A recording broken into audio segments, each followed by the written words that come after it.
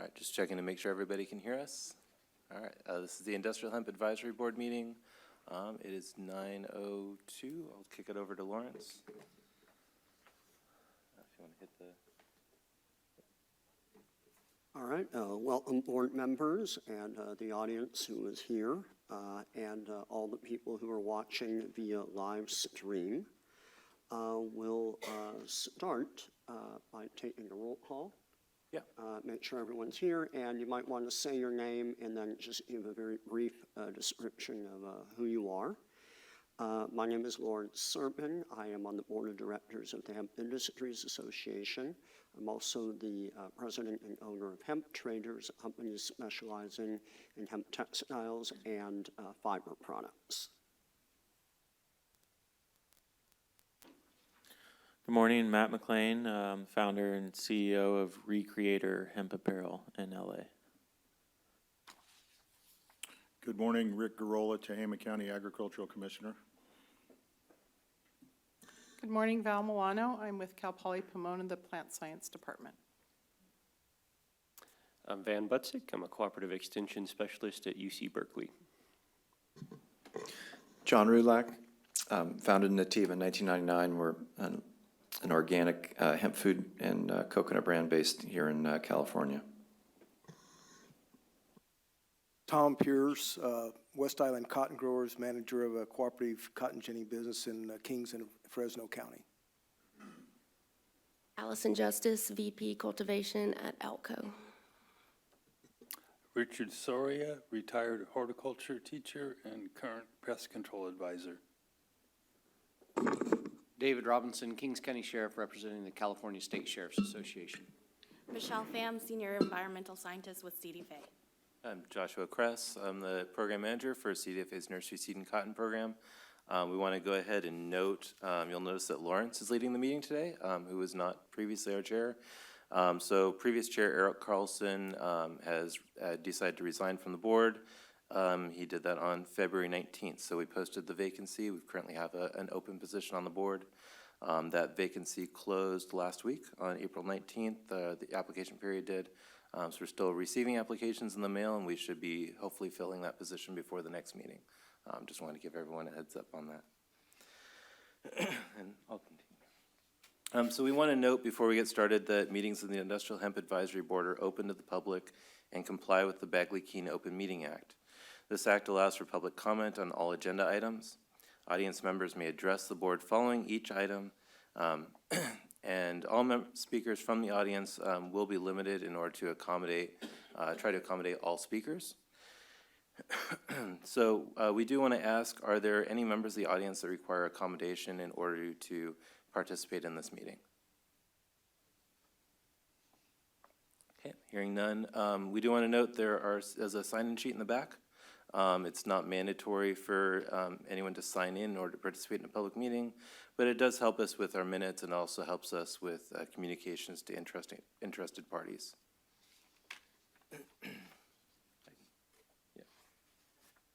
All right, we're going to go over the agenda today. We have a time period.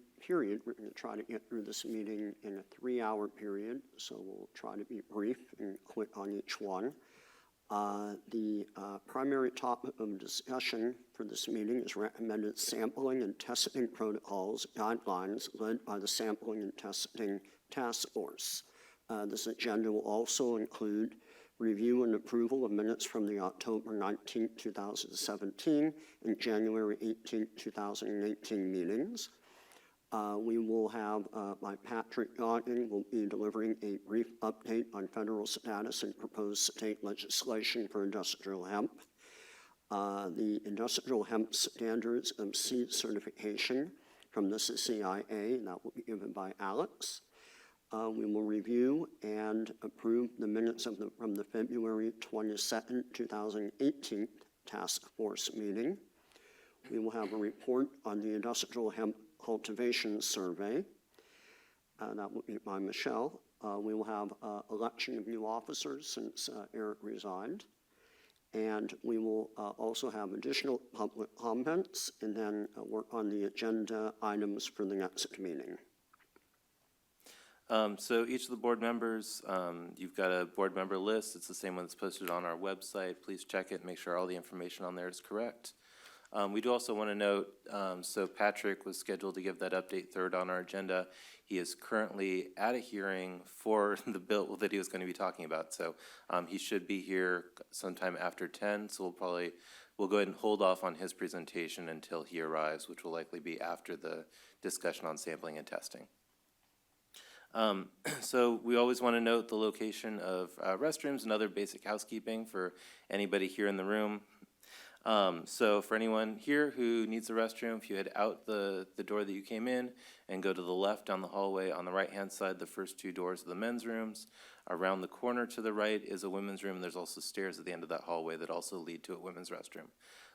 If, again, you go that same direction, on the left-hand side across from the men's rooms, there's a drinking fountain as well. We've got some water bottles in the back for people, and there are more, so if we run out, just let somebody from the staff know. In the event of an emergency, we go back out the main doors that you came in at the front of the building, and we'll head across the street to Capitol Park, and that's where we'll reconvene and make sure we got everybody. And I do want to apologize for those here in the room. I know there's a lot of construction going on in the building behind us. Hopefully that wasn't too big of an inconvenience for everybody as they're doing a long-term project, tearing down and rebuilding that building. So I do want to note, so we don't have any breaks scheduled on the agenda, but we normally try to take a break every hour or so. Did we have a question? Yes, excuse me, Brian Webster. Many people here are to find out where the department and the advisory board are with the rules-making process, issuing the forms so that the farmers can fill out the forms for their county commissioners, pay their fees, and start putting seed in the ground. Is that on the agenda? Are we going to get a briefing on where we are? So the question was, for those at home, the question was whether or not the board will be discussing and getting an update on the past motions from the board regarding regulations and other action items. And yes, we'll be having a discussion at the end of the meeting when we discuss further actions by the board. So on behalf of the program, I do want to note some quick housekeeping for the board themselves. Just to note that when you make your car rental and flight reservations, please work with Kathy Vu. She's the one that you've all been working with on various issues related to the board and administrative topics. So please contact her regarding your travel and also forward your travel receipts to Kathy so that way she can get your travel claims processed in a timely manner. And then the last note for me on public comments. So we'll have opportunities for public comments throughout the meeting, as well as an opportunity for general comments at the end. For comments during an agenda item or a pending board motion, please keep your comments pertinent to that item or that motion. At the end of the meeting, we do have an opportunity for additional comments, both related to the meeting and for any items that are not currently on the agenda. We request that all individuals for this meeting, we're going to ask that anyone who would like to make a comment, we're going to be set up here at the podium this time around. So we'll ask that everyone line up and go to the podium, and we'll ask, we do also request, although it's not required, we request that each speaker state their name and affiliation as it helps us with our minutes. Due to the large number of attendees that we get at these meetings, we will be limiting commenters to try to accommodate everyone and allow everyone to be able to comment on any item or motion. Unless, of course, there are follow-up questions for the commenter by the board. We will be timing all commenters. We will have Kathy here at the podium, and we'll be setting time limits as we go, again, in order to try to be able to accommodate everyone. We thank you for your consideration as we try to provide everyone with an opportunity to comment at these meetings. And just another note that the comment period is for making comments to the board to consider regarding the items that are on the agenda, as well as, again, at the end, any other items that need to be discussed. If you have additional questions for CDFA regarding industrial hemp law or the industrial hemp program, you can contact our staff by either emailing at industrialhemp@cdfa.ca.gov or by calling us at 916-654-0435. That contact information is also on our website. That's it. We'll move on to the minutes. All right, first item on the agenda will be reviewing and approving the minutes from the October 19th, 2017 and the January 18th, 2018 board meeting. That was mailed out, I believe, last Friday by Michelle, and there's also a copy in the folder that we got today. And is there any changes, or does anyone need a moment to look over that, or do we want to move forward with it? No? Okay, we'll move forward. Does anyone want to make any changes to the minutes as they have read them? Anyone feel that something wasn't portrayed accurately?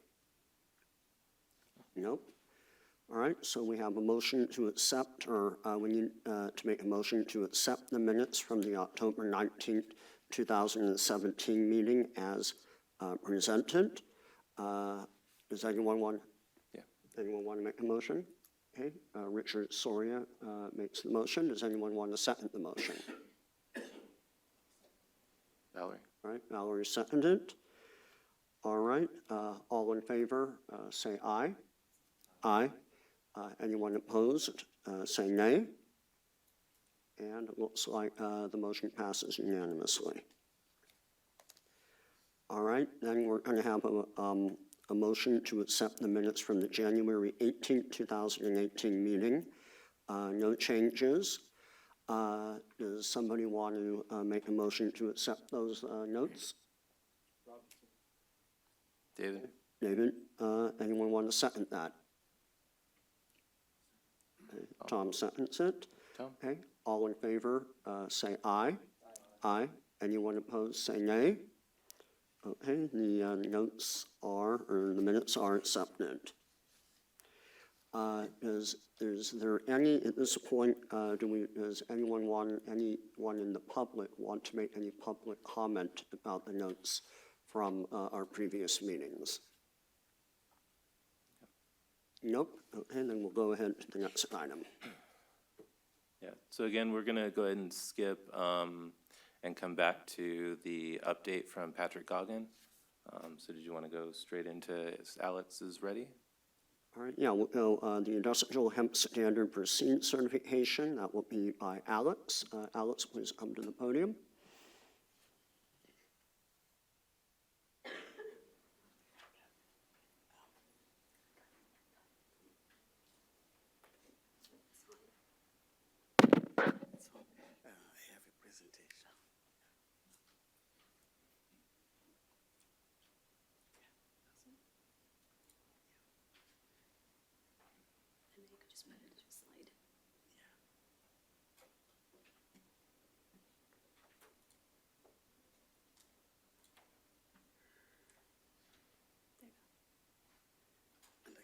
Yeah, you can take this, you can use this as well.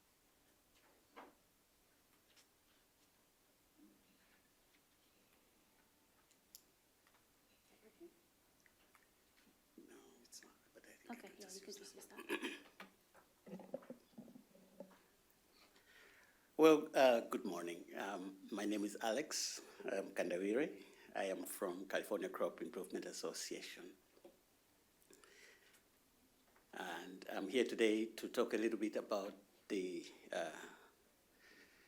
industrial hemp standard that we have developed, and it was approved by the California Crop Improvement Board of Directors on the 22nd of February this year. The California Crop Improvement Association is recognized by the California Seed Law as the official seed certifying agency, the only seed certifying agency so far for agronomic and vegetable seed in our state. Our objective is to ensure that our state produces high-quality certified seed for our growers. By high quality, we are talking about trueness of the variety, variety of purity. We're talking about the seed being devoid of noxious and problematic weeds, and seed that has low inert matter and has high germination. So industrial hemp is a new crop for us. We understand for this particular crop, we have varieties that are for fiber production, they'll be tall, like as shown in the picture, but from the outermost bark, the bast fiber can be spun and refined into a variety of commercial items, including textiles and clothing. We also have varieties that are for grain. Industrial hemp grain contains 25 to 40% edible oils by weight, and it's of high protein content and has an ideal ratio of omega-3 and omega-8 or omega-6 fatty acids. And so we can make quite a number of products, food products, from the industrial hemp seed. We also have some varieties that are dual purpose, so they will be used for fiber. They can also be used for grain. But at the same time, we have another item that can be produced from industrial hemp, and this is CBD, cannabinoids or phytocannabinoids. These are produced from the floral parts of the industrial hemp, and a lot of this is from clones that are propagated in nurseries, and then the transplants are taken out to the field.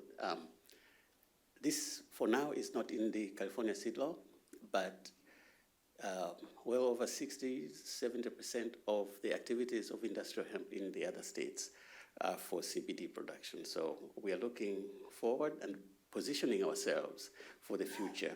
And so we are looking at how we can include clones in the certification program.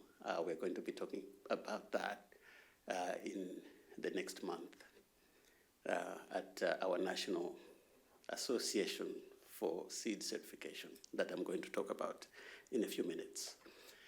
And so we have CBD products like oil and protein, and these are being evaluated for food additives and for health and wellness. And we are seeing for the future that this is going to be a major activity for industrial hemp. If we look at the global positioning so far, we see that Europe is increasing its industrial hemp production. With the past 5 years, they have taken a stand to increase production of industrial hemp and taking advantage of the situation.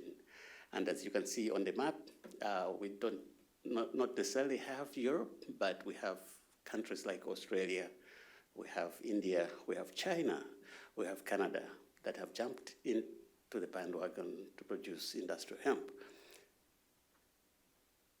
And in the US, the products I talked about are being produced, but they're being produced from imports from these particular countries that I just went through. So we are trying to make sure that we are able to produce very good seed here in the US to support the industrial hemp industry.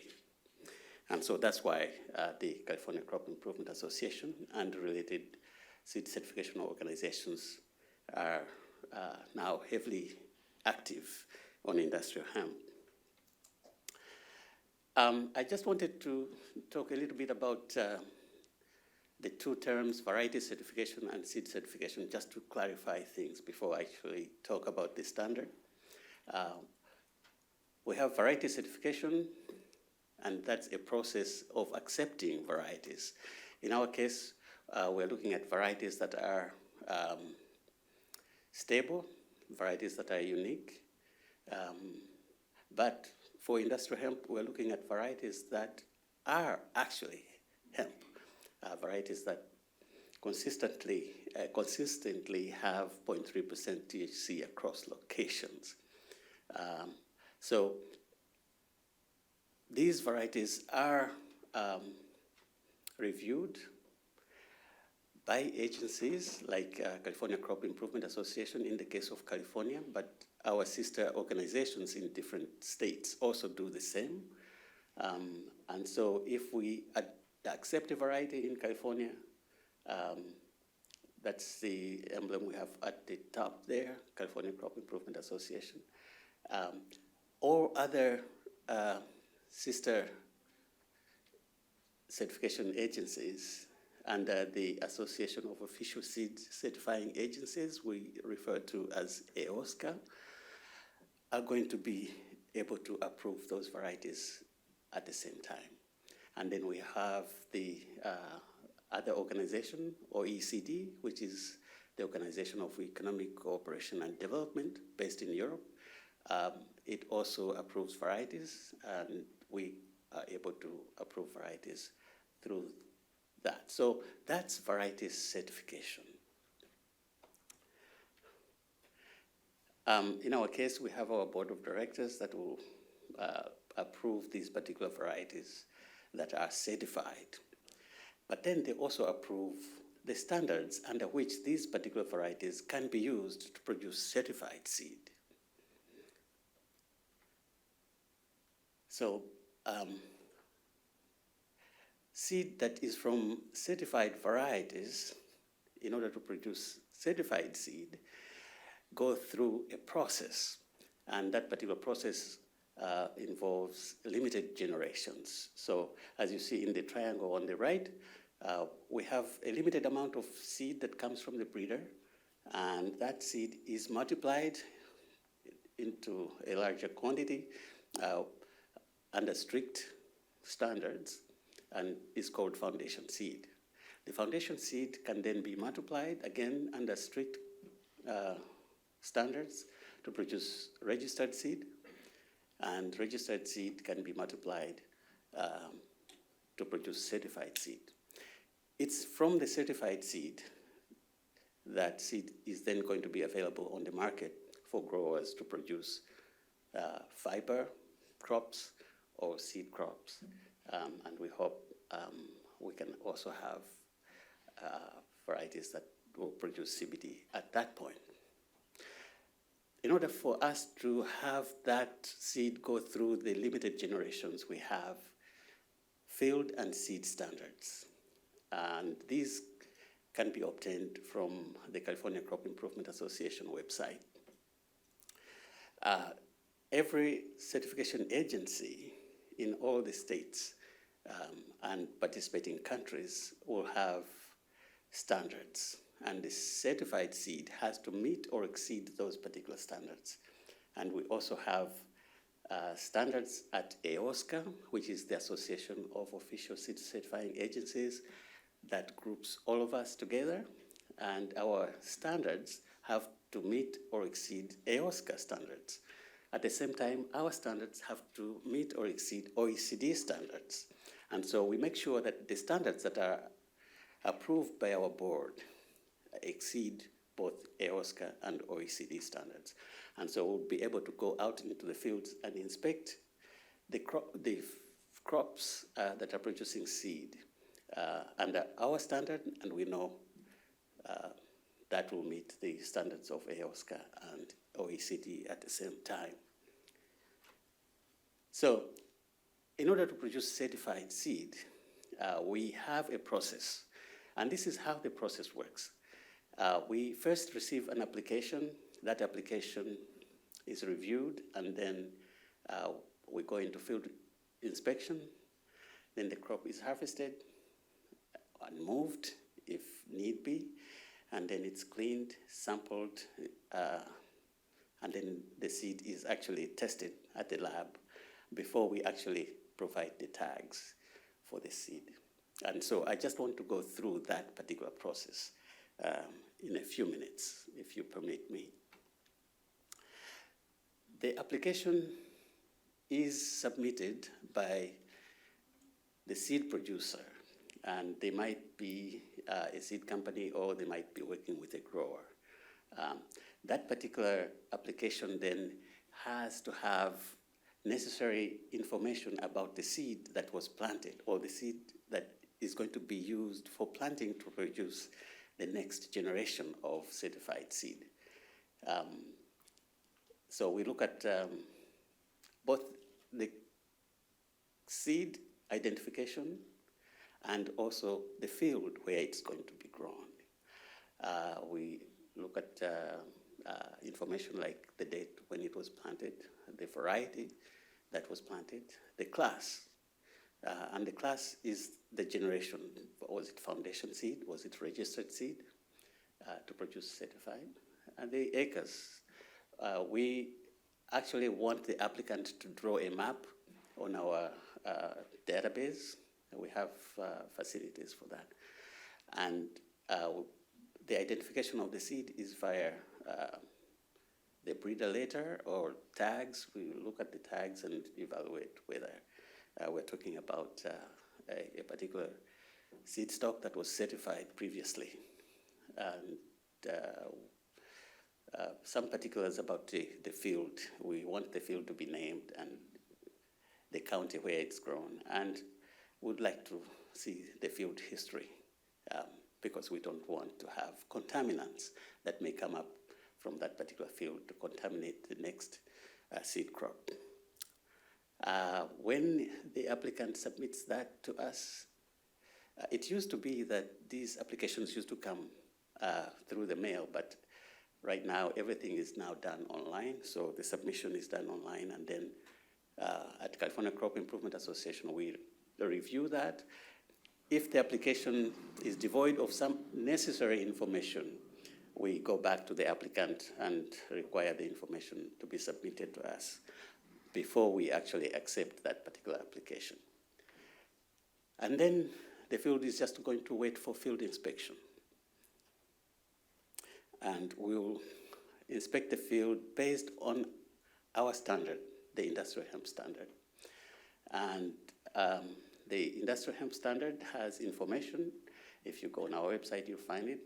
But it has information on land requirements, which is like the field history. Crops should not be planted on land where volunteer growth from a previous crop may cause contamination. Fields of foundation and registered classes of industrial hemp seed must not be planted on land in which in the previous 5 years grew a crop of industrial hemp.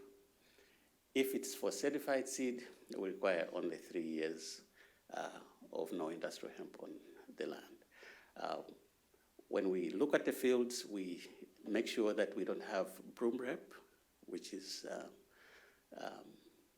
one of the problematic weeds in industrial hemp. It's a host.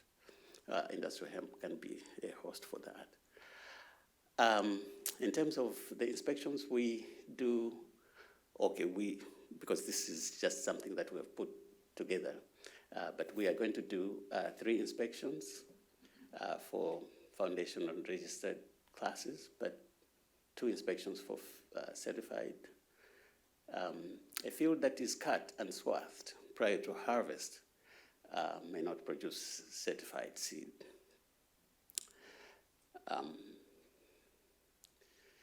In terms of isolation, we require that around the field, about at least 330 feet around the field, there should be no cannabis sativa plants. And greater than 330 feet from the field, we can allow at least 4 contaminating cannabis sativa plants in an acre. These are some isolation distances that we require. Foundation and registered classes of seed fields should be at least 3 miles away.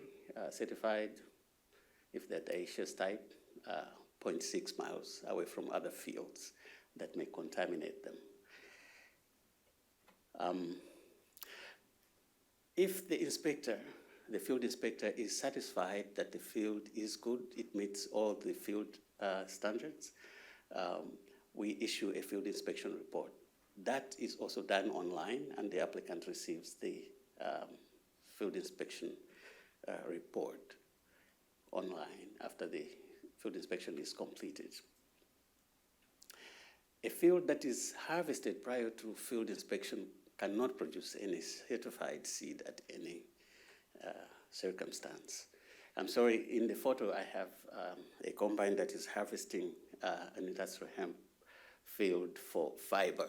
I wanted to put there a combine harvesting certified seed, but I guess it suffices for this anyway.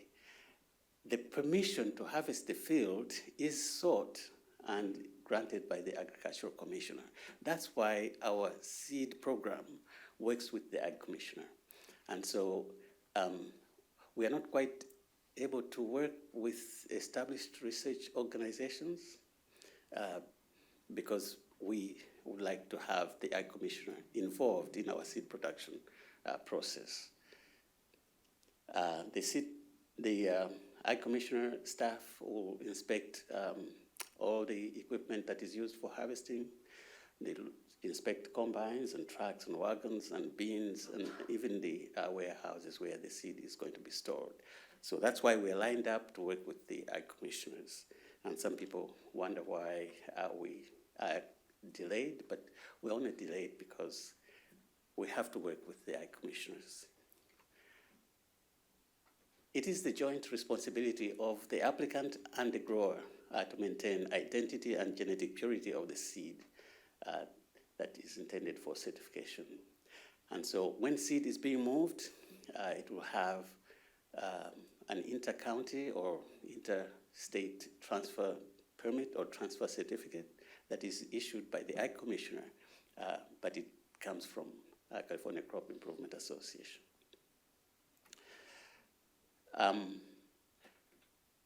The seed can only be cleaned by conditioners that are approved by California Crop Improvement Association, and we do this jointly with the county agricultural commissioners as well. Just to emphasize the fact that our agricultural commissioners are heavily involved in the seed production process in the state.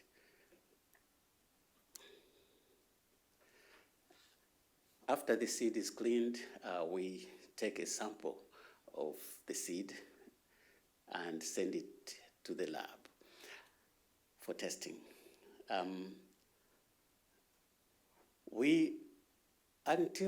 Until last year, we were the only certification agency within the entire country that operated a seed sampler training program. We have just been joined by Illinois last year, but we make sure that the samples that are sent to the lab for testing are representative of the seed lots. And so this sampler training program has been working very well for us for the past 6 years. And we make sure that the information that then comes from the testing of the seeds correctly reflects the seed lots that are lying at the warehouses for sale. And that's one of the things that we do. In fact, I am also the person that is responsible for training seed samplers at California Crop Improvement Association. And so we have training that we do for an entire day. In the morning, we conduct a class, and then in the afternoon, we have an exam that the candidates take. And we also have, prior to the exam, a hands-on training for samplers to make sure that the seed that is being collected from the seed lots correctly represents the seed lots. The seed is then, the sample is taken to the lab for viability testing, which is germination, and also for purity testing to make sure that the seed is pure, and we can determine if there are impurities or noxious weeds in a sample. And then after the lab determines the seed test, they send a seed test result, and at California Crop Improvement Association, we then look at the results of that, depending on whatever class it is, foundation registered or certified, and we look at all those characteristics that are in that table, and if the seed meets these particular standards, these seed standards, we then are able to certify the lot. So we look at the seed test results, you look at whatever the results are from the sample, and we review those against the standards, and if the seed was good, I will accept it and have it certified. And then we go back to the warehouses and see that everything was done properly. The entire process up to tagging. If the seeds were tagged, how many tags were used against the tags, the number of tags we issued, and the remaining tags we take back because we don't want extra seeds to be tagged erroneously. All right, so that's how seed certification works under our standard. We have the field standard and we have the seed standard. The other things I added in there are under our general standards that are also available on our website. Thank you. Do we have any questions?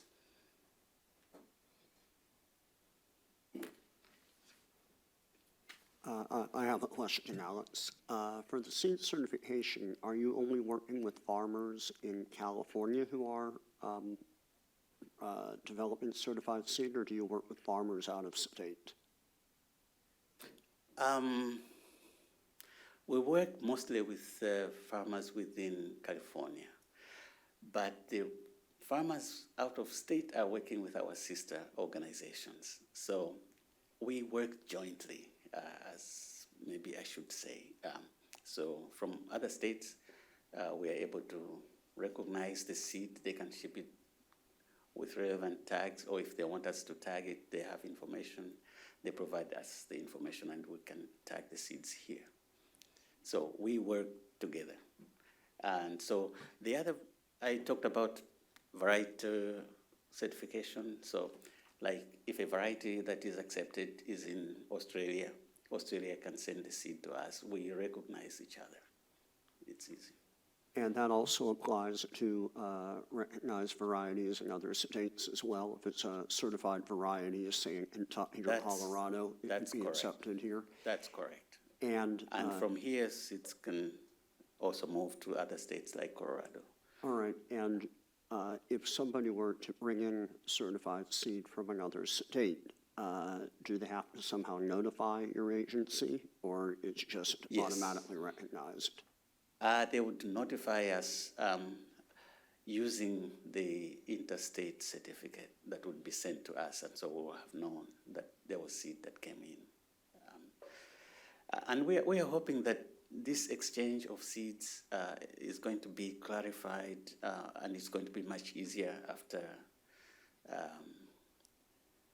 the new federal law gets to be passed. First off, Alex, thank you. Very detailed presentation. I think it's helpful for our industry to have this. One question I wanted to ask is, given that California, a lot of the varieties developed for hemp sometimes are grown in higher elevations, higher latitudes. Is there any process like a variety is approved, let's say in North Dakota or Canada, already from another recognized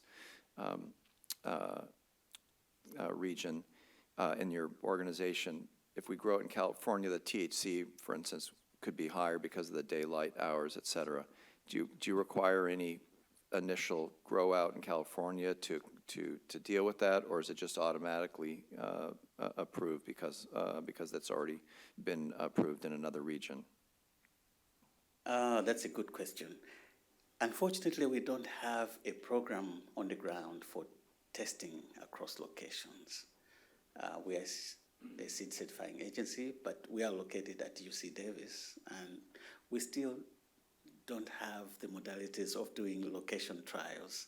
So for now, we accept varieties that have been accepted by other certification agencies, but we do recognize that day length plays a big role on the growth of industrial hemp, and so varieties that are grown in the higher latitudes may not really perform the same way. So we're quite excited about the varieties that have been released through Colorado because that's a little closer to our own latitude.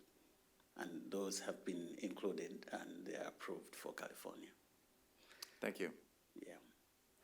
We are hoping that we may be able to get more new varieties that are more adaptable. And so we are circulating our variety certification forms for breeders to fill in and submit to us because that would be much more exciting for varieties that are actually within the state. Thank you, Alex. I'm seeing on the notes from the last time that the variety list and standards would be approved in February. Was that the case? That's very correct. Our board met on February 22nd, and they approved the list of varieties, and they also approved the standards under which certified seed should be produced from those varieties. Great. Is this process take place with any fruit or vegetable that comes into California, or is the seed certification process particular to hemp? We are working mostly with raw crops. There are a few vegetable seeds that we work with, but it's not all of them. We have asparagus, we have cucumbers, but we don't really have very many vegetables in this program. So it's a rather unique program to industrial hemp then? The strict certification requirements? That would be true. The standard that I went through today is similar for all the other certification agencies and the Association of Official Seed Certifying Agencies. And so we share that information. The standards under which the industrial hemp seed would be produced in California will be very similar to the same standards in the other states. Okay, and I share your enthusiasm about the Hemp Farming Act hopefully being passed at the federal level. But in the meantime, we're living in the reality that we are. And it seems that clearly, in order to bring in seed into the state, unless you're an established agricultural research institute or an institute of higher education, it has to be certified. That's true. Across the board. Now, while we don't have regulations for commercial growers yet, that would be the process for them too. So in the hypothetical, if they're going to import from countries abroad, they're going to need a DEA permit. And if they're going to work within the United States and bring it in from another state, a certified seed supplier, they're also going to want to see a DEA permit. Do you have any suggestions or workarounds, or I'm just wondering how you see this playing out in practice? Unfortunately, I really don't have any suggestions. We're just waiting to hear how the situation actually clarifies, and maybe the new law and the way this board is going to be working in the future and all that. And so we have had quite a number of requests from growers wanting to produce certified seed, but we're not able to go ahead with them, and we're still telling them, wait, it's just a couple months, probably 6-9 months before it all clarifies, and we should be up and running. Thank you. Yeah. All right, does the board have any other questions or want to make any other comments about Alex's presentation? You mentioned certified clones. What's your timeline on that? That organization, thank you for the question. That organization I refer to as the Association of Official Seed Certifying Agencies, which is comprised of all seed certification agencies across the U.S. And includes Canada, it includes Chile, Argentina, Brazil, South Africa, Australia, and New Zealand.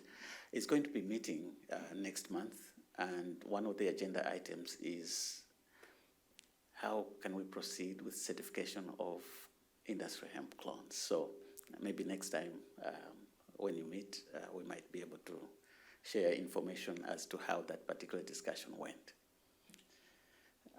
Because for California, the board made a decision or took a decision to make sure that the varieties that should be producing industrial hemp products should be at least 0.3% THC or less. And so even those clones, we would like them tested and certified, make sure that they are also within the limits of the law. All right, any other questions or comments by the board on this matter? All right, and would anyone on the board like to make a motion regarding this agenda item? No? Okay, now we open this up for public comments. Anybody, member of the public, want to make a public comment on this agenda item regarding certification of hemp seeds? All right, please come up to the podium, state your name, and briefly make a comment. Hi, good morning. I'm Wayne Richmond, California Hemp Association Executive Director. So Alex, I had a couple of questions. You mentioned something about agricultural research institutions not being part of this process. Is that a policy, a law, or just kind of the way you guys figured it out? Trying to understand. Because we're using that exemption. Yeah. So we'd like to know kind of how that plays out. Okay. Alex, if you want to, there's a seat over here if you want to take a seat while we're going through this. Maybe. Okay, that's fine. You can share. Yeah. Thank you very much, Wayne, for that question. Our program heavily involves the Ag Commissioner's offices in the different counties. And the Ag Commissioner's offices in the different counties are not at that position yet to work with growers on industrial hemp until the registrations and things like that are clarified. And so that's why we are waiting for that particular process.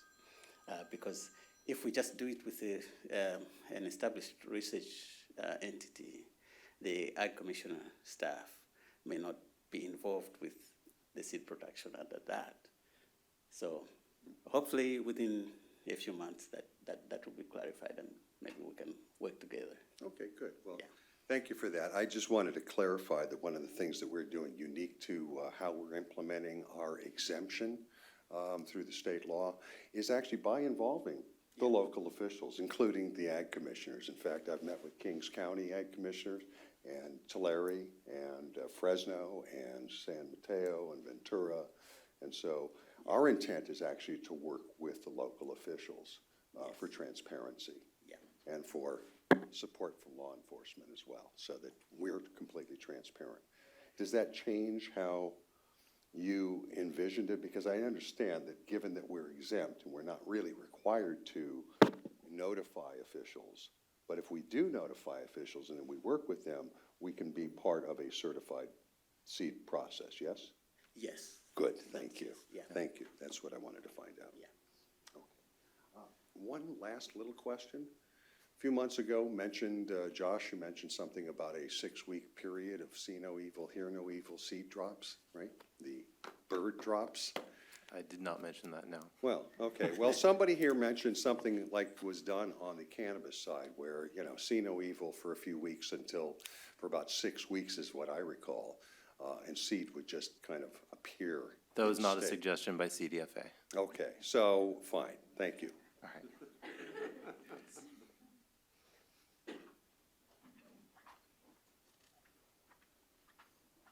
Hello, my name is Jay Healy, Birds Hemp Seed. Currently, we have about 100,000 acres worth of autoflower hemp seed available on the market. And I'm curious to find out what the availability to get in fast track so we can get this stuff planted in California. It's already been acclimated to our area. It produces on a 70-day cycle, regardless of time of year planted. So currently, we're ready to plant. We have 100,000 acres worth of seed, and we just want to be certified. We're trying to find out if 9 months is this window that we're going to be able to then get our seed certified, or can we get it certified this week for planting this year?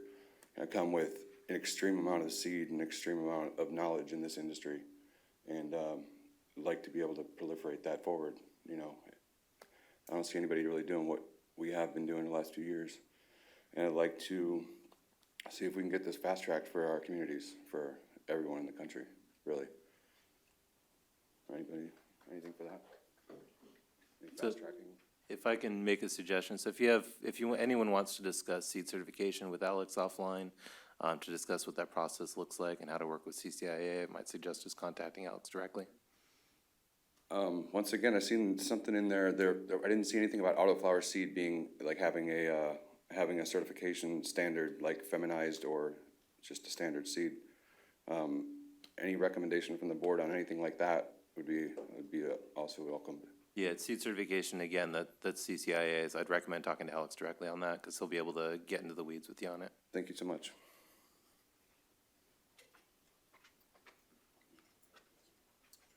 Hello, my name is Tyler Hoff with Hemp Warehouse.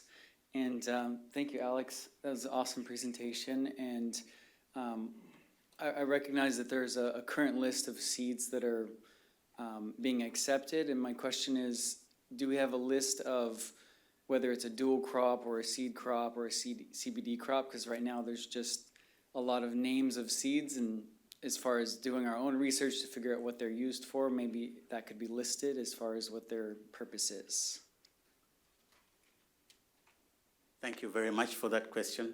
We are actually currently working on that. Would like to classify all these varieties for the purpose under which they should be produced. Thanks.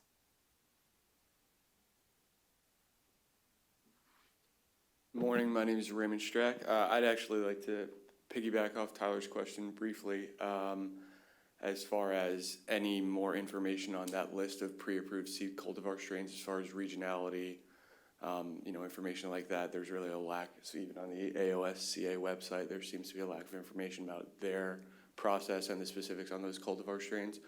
The other question I had was, I heard a lot about seed certification process. I didn't hear a lot about varietal certification process, so I'm very interested as far as, digging into the wealth of seed stock that has sat unutilized in the country. There are some of these Wisconsin bred strains that were very prevalent in the 20s and 30s that, might be good for our area, and I didn't hear a lot about that, so if y'all could speak to that perhaps.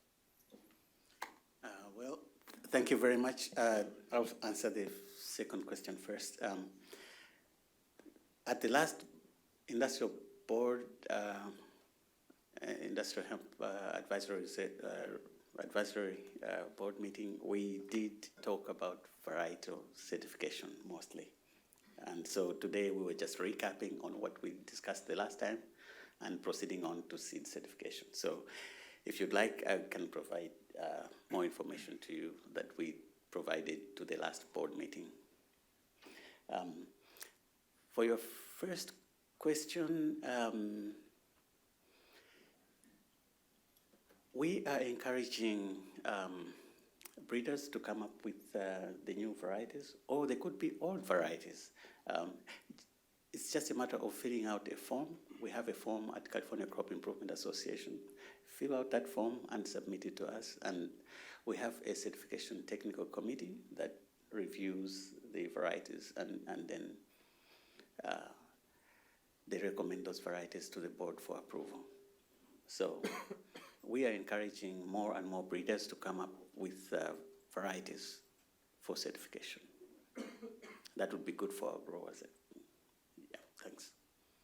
Alex, real quick, Dave Robinson up here. When Tyler asked his question, I didn't hear anybody answer to the time frame of identifying the different use of the plant.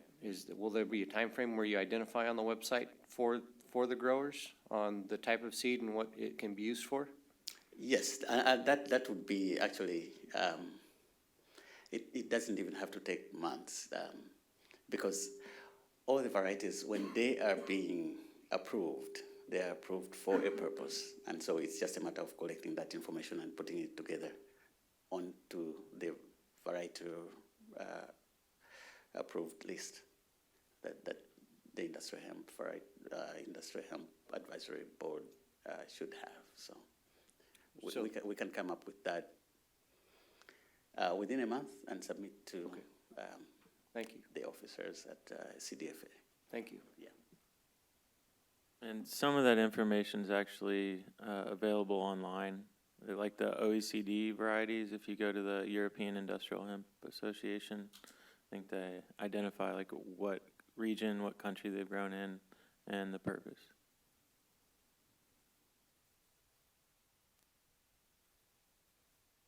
Hi, I'm Jacob with Lumen Regenerative Hemp.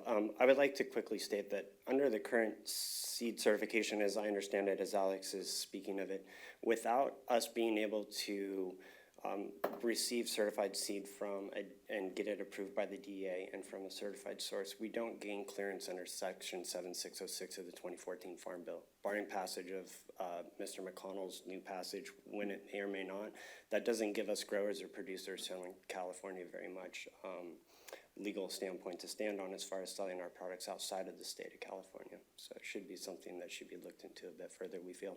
Thank you.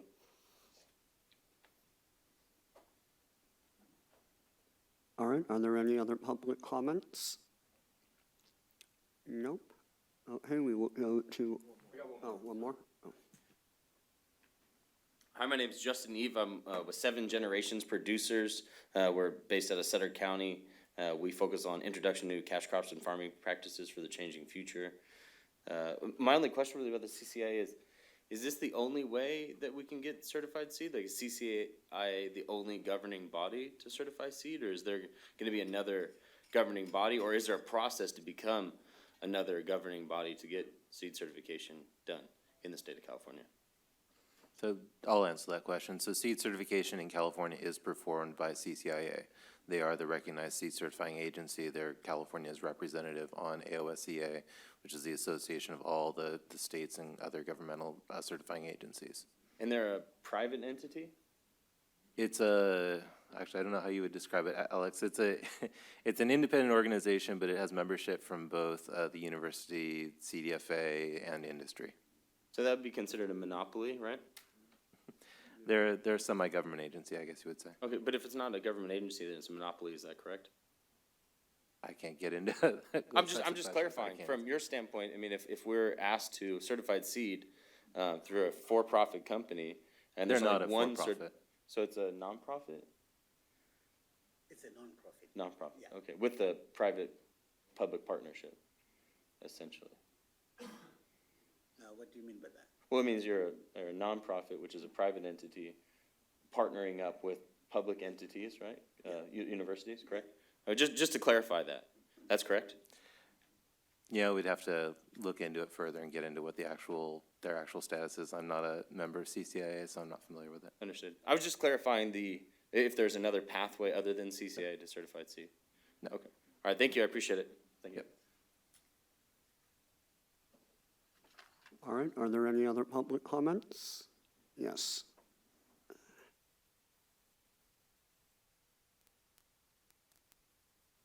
Morning. Good morning, my name's Josh Chase, I'm with TechCore. I just had a comment. I'm not aware of any other crops that require approved certified seed. And I'm wondering if this could be amended possibly so we could use unapproved. I'm all for certified seed, just. I'll answer that. We're actually going to talk about that a little bit later when we have a report on the legislative process. Okay, thanks.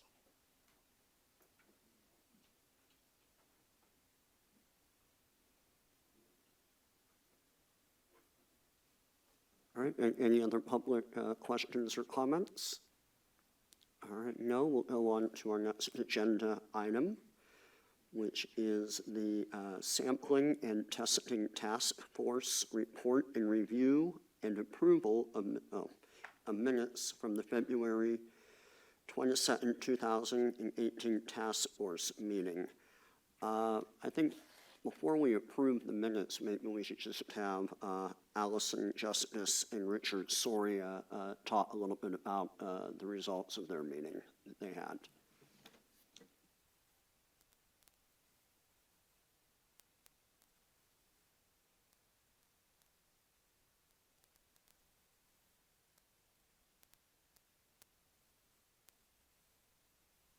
Okay, so on February 22nd, we had a internet meeting where we met with representatives from 5 different states, universities, and laboratories to more or less give us an overview of how they do things. From there, we were able to see, what they like in their state and what they don't like in their state and what they would recommend California do. So Richard and I went through certain standard comparisons and drawn our recommendations from that. We will present those to the board, basically in hopes that, we do expand the genetics that California growers will get to use. We've kind of made this rough recommendations, but also guidelines that will encompass potentially high CBD crops. So, you want me to start? Sure. On the board, you received a handout so you could follow along, or you could follow along on PowerPoint. Well, with the sampling timeline, you notice California already has a law there.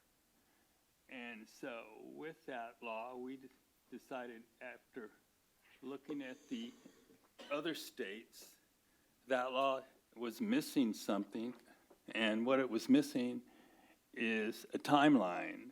So we thought we'd suggest a timeline, and what is the timeline on that one? So It was in the middle. If you look at the other states, some of them are 5 days, some of them go up 15 days, some of them go 4 weeks, and we picked.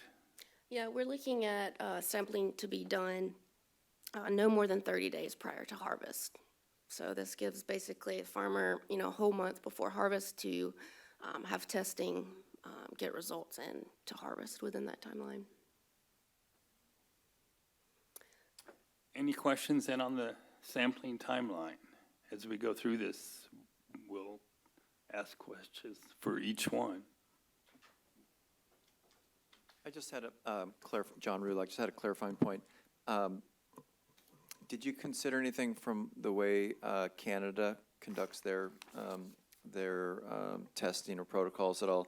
I know, Canada, we've had a lot of experience. We import, a lot of product from there.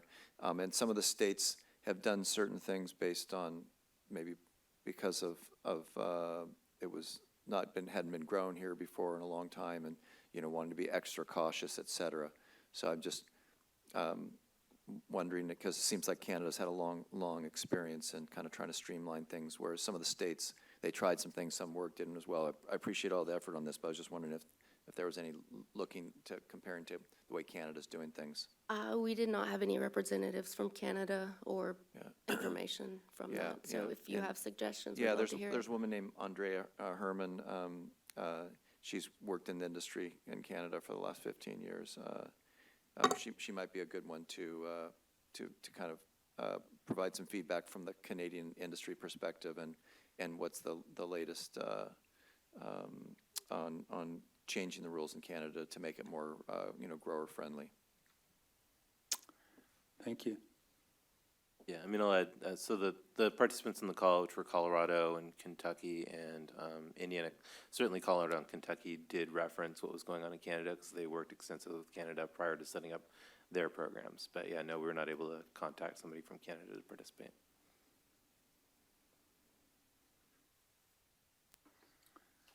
Okay, next we had sampling collection.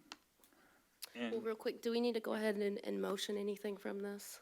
Not necessarily. That's up to you all and how you'd like to proceed. If you'd like to go through everything and then come back and look at your specific recommendations and how the board wants to move forward, we can. Okay, that's fine.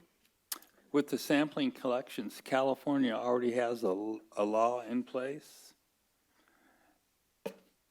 And you can see the law there. I'm not going to read it because you could read it yourself. And we decided to make a few recommendations there. Yeah, so most of the states are pretty familiar, or pretty similar with what they're recommending, such as, avoiding field edges or not sampling male plants. And so what we kind of concluded from those was that, one, that the sample should be taking the inspector, but also have the farmer physically present there to witness this happening. From each cultivar, you would get 5 random samples, and these would be off different plants. And so that kind of reduces any variance or outliers you might have within that plot.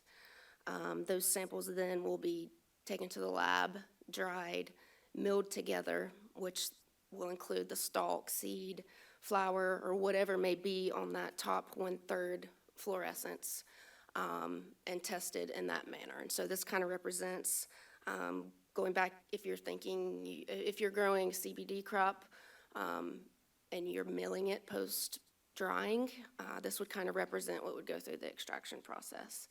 If you're growing for seed production, you're less likely to have high THC anyways.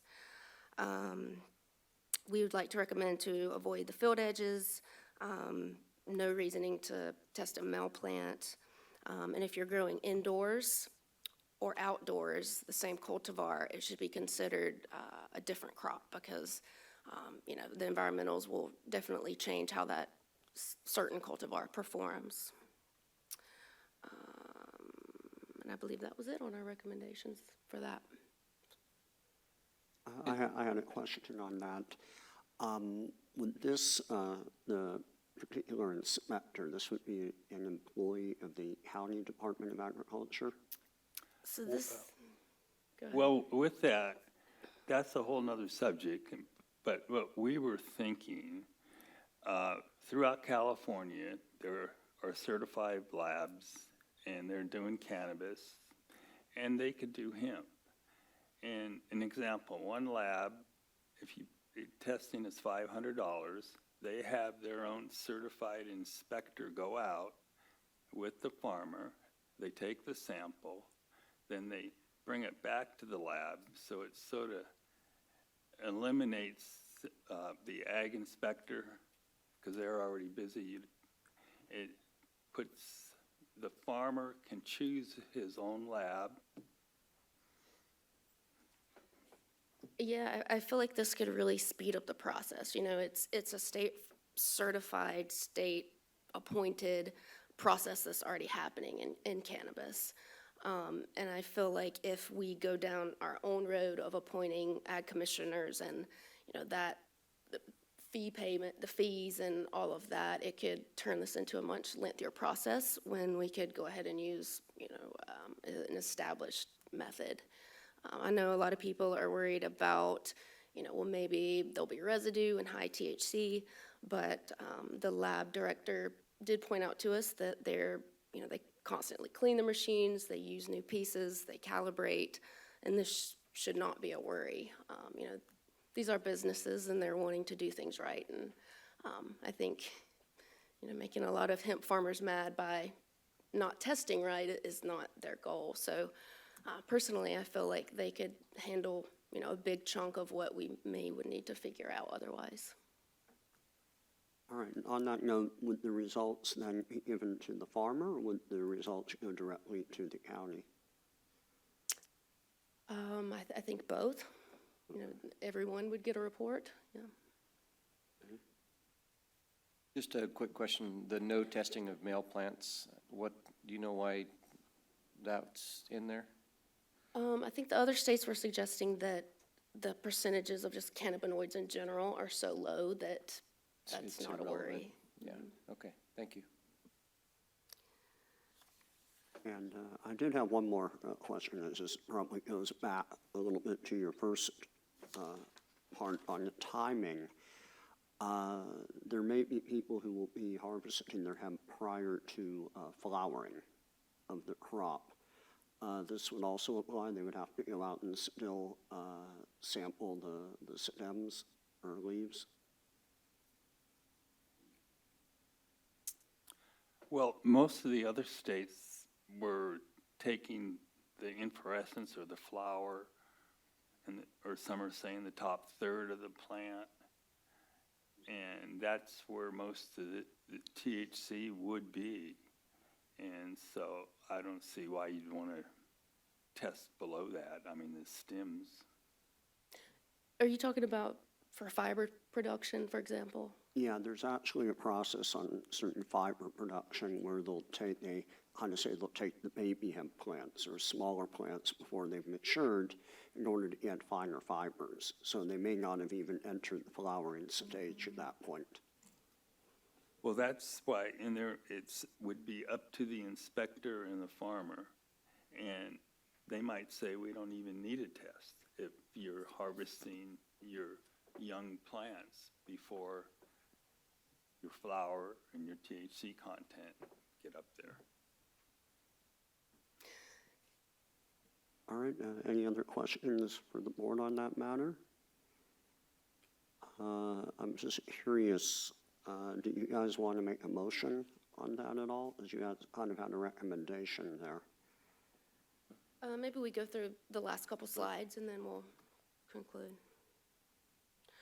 Okay, so for sample handling, most states were pretty consistent in that they're placing the samples within a brown paper bag, putting some sort of chain of custody on that bag, sealing it, and then getting it to the laboratory, which would happen in different manners. Our recommendation was that it's placed in a brown paper bag or some other sort of breathable bag. This way, it can continue the drying process and have a lower chance of mold and mildew and bacteria growing.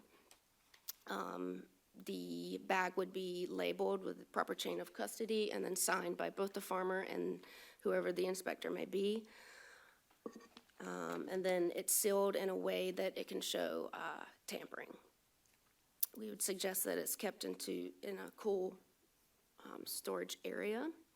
And this is actually where we were going to go in and talk about how the board felt about using the cannabis established state certified labs for testing.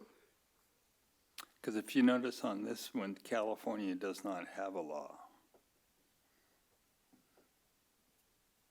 Okay, next we've got THC testing method. Almost all of the states except one use a gas chromatography. That's a hard one. Gas chromatography with a flame and ionization detector. And so they explain mainly what law enforcement uses, as well as the HPLC will sometimes show higher cannabinoids. And so, I think it would be a good idea for us to recommend that the labs, whichever one that may be consistent and use the GC. And also on that one, California doesn't have a law.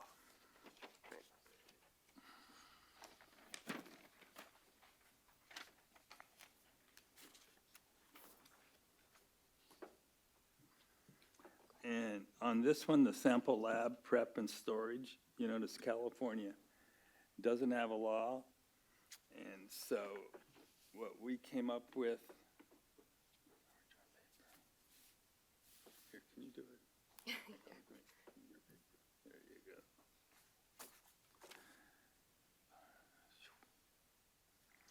So what we came up with, 5 samples from different plants will be dried, then milled to a homogeneous powder-like consistency at the lab. Different varieties will be kept and tested separately, and the lab does not determine which part of the plants are for testing. And we recognize that last sentence because there were certain states that the laboratory will actually pick out the seeds and stems, and that's not quite fair because depending on who's working at that laboratory might remove more than others would. It's a bit biased. So we recommend that, what comes on the plant stays on the plant. Any questions? All right. Next, we have sample retention and disposal. And so this was varied between the states. Our recommendations is that if THC is passing, then the lab will retain it for 30 days. If THC is over 0.3% but under 1%, the sample will be held for 60 days. And this gives the farmer the opportunity to take it to another lab or to have a retest. I had a question. If it does pass, why would they want to hold it for 30 days? Record keeping, It's usually for regulatory concerns. If there's a find of greater than 0.3% further down the line, it would be confirmatory and also available as evidence that that sample was collected and tested at that level. Could perform theoretically another retest of it. So it's usually more for regulatory purposes. We do that with most plant samples that are tested for other purposes. So usually, like for seed samples, we retain a remnant seed, so that way it can be retested and as necessary. And just curious, do you know if any of the labs are doing that now with samples that they test? I think cannabis labs keep them for 180 days, either way. All right. Okay, on our last one, California, they already have a law.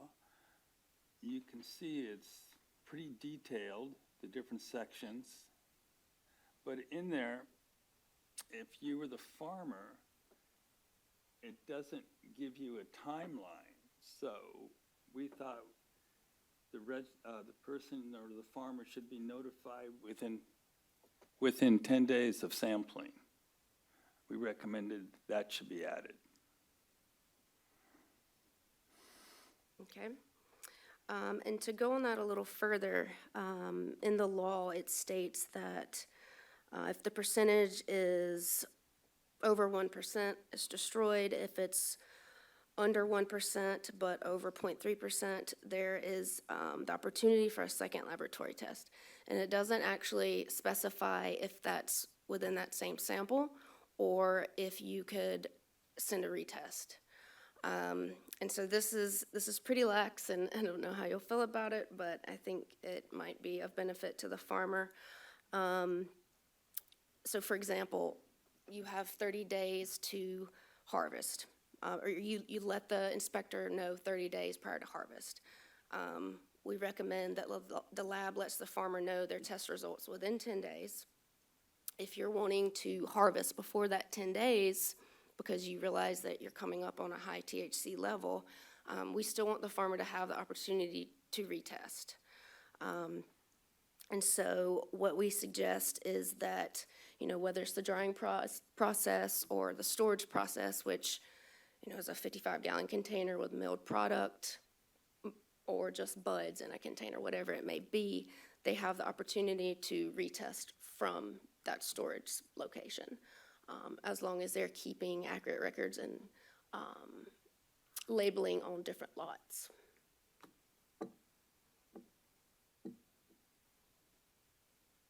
Any other questions from the board?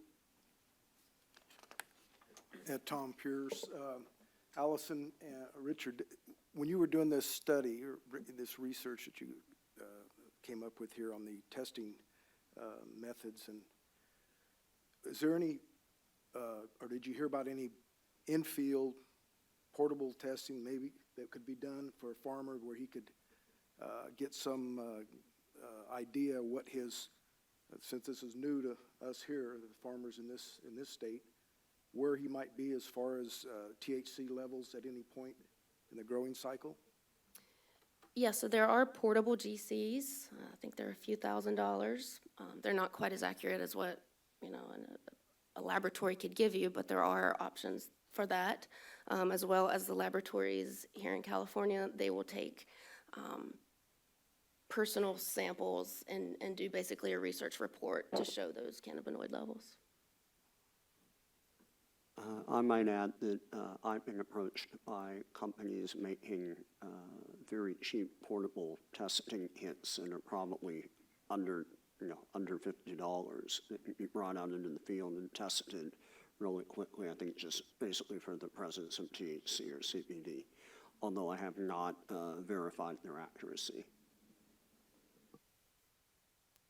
I may have missed this earlier, but you said there's a California approved list of cannabis testing labs? And that's through the California Cannabis Board? BCC. And are those DEA certified?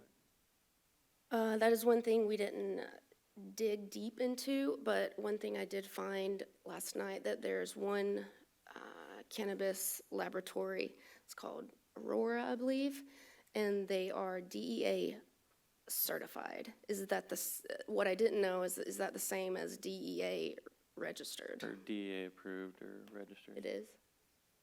Yeah, I don't think there's multiple DEA programs for labs, so it's probably the same thing, but people mix those terms a lot, so I guess you never know. Okay, so there is one in San Francisco, and there could be more. But on the cannabis side of things, they're not even required to have a DEA-approved lab. Yet on the industrial hemp, it's in the language. That's what we understand. Is the list of California-approved labs, are they all ISO certified or registered? The majority, yeah. Okay, so would it be your recommendation based upon the study to conform to the cannabis side of things Well, yeah, use their labs. and use their labs? Right. Is that a motion that we can put forward? Yeah, I mean, I think it would be best, once we have the discussion, let's go back through on each of the suggestions, make sure we're clear on all of them, because then we can also make sure we're clear on what the actions are gonna be that would be necessary before we maybe, that way we can decide if we need multiple motions or just kind of wrap up all one motion. Okay. But yeah, I'd like to go through all of the recommendations, just to make sure we're clear on each one before we really try to move forward. If that's Sure. all right with you? Yeah, of course. Do you want to do that now or down the line today? Are there further questions? As far as crop destruct, if there is an instance where the crop did have to be destructed, what's the methodology that would be recommended and who oversees that destruction? That would be, I think, up to the agricultural commissioner, because they'd have to register with the commissioner. And probably with each commissioner, I mean, then they have their own method. Each county would do it probably differently. I would disagree with that recommendation. If you're only registering with us and we're not involved in any of the other processes, I'd like to see the plan.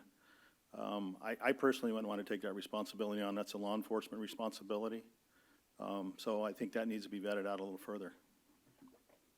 Okay. I would think that could be a local issue with the local board of supervisors to address that, where the ag commissioner and local law enforcement work together with the board to address crop destruction, who oversees that, and also whether there's any civil penalties to noncompliance. That would be my recommendation, leave that up to the local boards. I think I'd like to have the board discuss that. I'd like to have a statewide recommendation. So if it's going to be law enforcement, if you want the ag commissioner to do that, and then what's the methodology for destruction? Many of the states burn it. At this time, it's not written in the law how it's actually destroyed, correct? Right. Right. No. All right, that might be something we want to take up when we talk about legislative process in a little bit. Also need to bring in the local air resources boards for the counties as far as what you can and can't burn for agricultural products. Right. A lot to think about. Can we turn it into biochar? Yeah, those are good questions. That might be something you might want to investigate further and come back in the future is crop destruction recommendations. Can I ask a couple of questions regarding, excuse me, the stability of the material if you have to store it for 30 to 180 days? Do you know if other states have had issues with stability, or have they even looked at that? They ever had a need to look at that, I guess? Well, the reason for the brown paper bag is to block UV, basically. There can be degradation, but there's not going to be accumulation of cannabinoids. So, I think on that, they're not worried. The farmer's not worried about it going up. Okay. They're okay with it going down. Okay. And then the other question is, you had a number of 5 random samples that would be taken, and is that per unit area, or how are you looking at that? Because I'm going to make the assumption that the crop will not be 100% uniform. So you could, with 5 samples, you could get some interesting data. So that's per variety, Okay, per plot. okay. So a plot can be, It could, yeah, if you have 20 acres of AC/DC versus 100 acres of AC/DC, we were looking at it as a cultivar being one batch and 5 samples from. If you recommend more, well, I don't know. I mean, I would be interested to see if there's variation that's been picked up from other states that have been a little further ahead in this. If you're using clonal varieties, that's one thing, but, you know, I don't know how it would work out with other types of activities. It could be really different, just from an think that's- agronomic point of view. Yeah, that's a question I asked when we met with them, and there was not a good consistent answer on how to, basically the question is, what is a representative sample of a plot and what does that plot look like? And there was not consistency yet with the states. It was mostly that they felt like there was more research that was needed to be able to make any more firm of recommendation than that. They didn't all even say necessarily 5 samples. Okay. It was more, I think mostly it was just making sure that they had the adequate amount of material to satisfy for the test. But yeah, I mean, there's not really a consistent guideline there yet. Hopefully that's something that maybe will be discussed further nationally and we can move forward. Okay. All right, and on that note, if there are 5 samples and they come out, sorry, John, and they come out differently, or do they try to take an average to determine if it passes or fails? so we were suggesting that those 5 samples be milled together and homogenized. And then that will be tested once. John? Yeah, John Rulak, just a couple of clarifications. Under the THC determination and actions recommendation, I noticed slightly different wording than other recommendations. In this case, you say, it stated suggest registrant will be notified, whereas other ones, you're just kind of stating a recommendation. I'm wondering, is the intent to have that word suggest be ultimately codified? Or is that, so we're just saying, I'm just kind of looking at that, the use of the word suggest is one point. I had another point, but first wanted to get your feedback. That's on page 5 under determination of THC actions recommendation.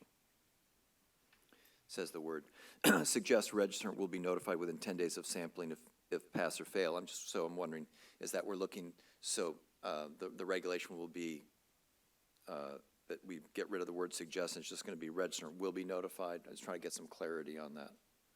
So growers would have some understanding versus it's Well, kind of. this wouldn't necessarily be regulation, this is just our recommendation. And so this is basically based around what the laboratory can do. It's almost out of our hands. With cannabis, I think they say, within 14 days we'll have the results to you. And so we were just trying to come up with a more stringent timeline to recommend to those laboratories to have tests back within 10 days, so we can. All right, and then, first off, the other thing I just wanted to mention is I really appreciate all the detail. This is very, I think, helpful to compare it to all the other states, so thanks for everybody for working on that. What do we see as the process if the board approves this, and, we get, obviously, we're going to get some comment from the public. Going forward, is this something that, maybe Joshua, maybe you can understand, is this going to be suggested recommendations from this department, California Food and Ag, to the legislature as to the current bill, so they can incorporate some of this, or is this what's going to be the end results of this document? So it depends on which item you're talking about. That's why I wanted to go through and kind of itemize everything, because depending on what the board recommends, so coming back to what you were just talking about, whether it's a suggestion for 10 days or if it's a requirement for 10 days. If it's a suggestion as a general best practice, we might be able to get by with just, posting that that's a recommended best practice from the department and from the board, and not necessarily go through rulemaking, although that's something we'd have to explore within the department. If it's a requirement that they notify the registrant within 10 days, then that gets into something that would definitely need regulation if we're authorized under state law. If it's the recommendation is something that's in conflict with what's currently in the law, then that gets into the next topic with Patrick, which is the current legislation and what's going on there, and if the board, if what the board can do around that topic. So it kind of depends on each individual item as far as what is the board recommending, because that's going to determine our actions forward. If the board wants to keep it a little more general as far as these are recommended best practices that might facilitate the department to be able to put something out sooner rather than having to go through full rulemaking and saying, here are the requirements. Which again, we'll kind of leave that up to the board on what you all want to see and how you'd like to move forward. Thank you for the clarification. Yeah. All right, you've made several recommendations, and thank you very much, Allison and Richard. But I think before we vote on anything or make an official recommendation, I think we should probably hear from Patrick, because anything we do now might be superseded by any legislative changes that may happen. So I'll just open this up now to the public, or unless, is there any other question from the board? Another question over here, Larry. I noticed in the minutes that Kentucky had some stats on the testing and aggregated results. Was there a recommendation as to who's going to aggregate the data for California? So would the labs be required to provide like annual stats on what tested within what range? So that way everybody has quality feedback on how California's doing? Stats to each farmer having tests or to the public? Well, to the farmer, but also to the public. There was a reference that Kentucky had, tests that came back, 0 to 3%, 3% to, or 0.3% to 1%, and then some that were, he said, 5 to 10% of the test results had initial THC readings above 0.5%. So obviously somebody's aggregating the data for Kentucky. Was there a discussion about how are we going to do that in California so we know how we're doing in California? There was not a discussion, but each laboratory would keep those records, and I imagine they could aggregate it for the state. Yeah, in all those other states, the testing is being done by the state lab. So this is we don't know of any other states where it's being done privately for regulatory samples for this. So that'd be a conversation for the board to have on what you wanted your recommendations or requirements to be. So Lawrence, you wanted to kind of pause this item and get to Patrick first, and then we would come back? Is that what you're suggesting? So I was just come back for further discussion. come back, but we may want to have the public, if somebody wanted to comment on it first. Yeah, we can open it up to a few public comments, and then maybe it's time to take a break and get Patrick set up. Yes. Cool. Hello, my name is George Bianchini. To address a few of the things that were brought up, using the BCC's licensed labs, we're looking at costs of $1,000 apiece. And those of us in the industry know that you need 3 to 4 tests as you're growing. The $1,000 cost is because of all of the other requirements related to the marijuana category. So that's one thing. The other thing I didn't see is the moisture percentage used for their calculation, as there could be a difference of 1% in moisture, meaning over or under on the THC count. So that should be it. And I'd recommend a 10 to 12%. That's what the marijuana folks are using. And then as far as the labs, we're dealing with such a tiny amount, that 0.3, that's our limit. Most of the labs now, in fact, we hired a company that went out and tested the labs. And right now, all of the ISO certified, which is required for the state of California BCC labs, vary 10 to 20% on their testing. So that's going to be something that's going to be a problem with the THC. I don't have an answer for it. On to the questions of how seeds vary or the tests will vary. Number one, on certified seeds, you're going to go to at least an F2 standard, which means that the strain should be stabilized. You really shouldn't be having that. Now, the research folks that don't have to do that, they're on their own with that. So, and then one of the other concerns here is we're talking about these testings in THC.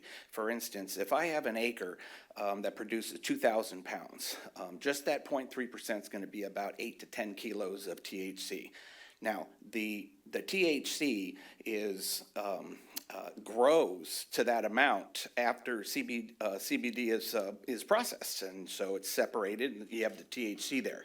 The Bureau has just come out with a statement that says that Hemp is not regulated by the Bureau and is not allowed to be sold in licensed dispensaries. So we're stuck in a spot that we're going to have all this THC and nowhere to go with it because only the licensed dispensaries are allowed to sell with Prop 64 THC products, as well as other things, but that's the main component. And so we're kind of stuck into an area that where we can grow it legally, but as soon as it leaves the edge of the fields, we're in a situation of you can't sell it in a dispensary, so it's illegal to possess it. So we need to have something worked out here with where the products that become the illegal side, where they go. I think that's going to be a big concern, so. If you want to hold on to any more comments on that topic, because that might be better addressed as part of Patrick's presentation when he starts talking about the law and potential changes. Thank you. Yeah, thank you.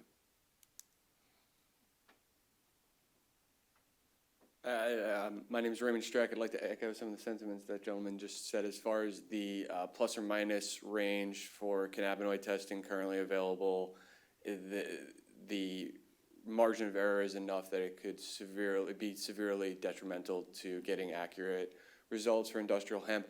I would also really, really urge the board to talk to the BCC about the bandwidth potential that the regulated cannabis labs have.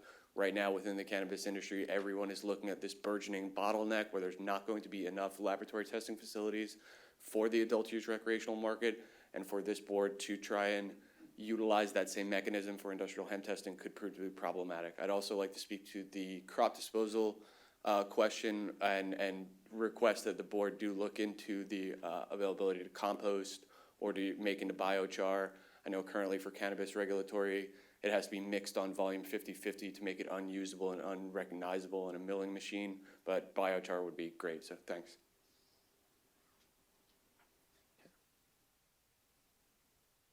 My name is Jay with Bird's Hemp Seed. I'd like to piggyback a little bit of what he was talking about composting.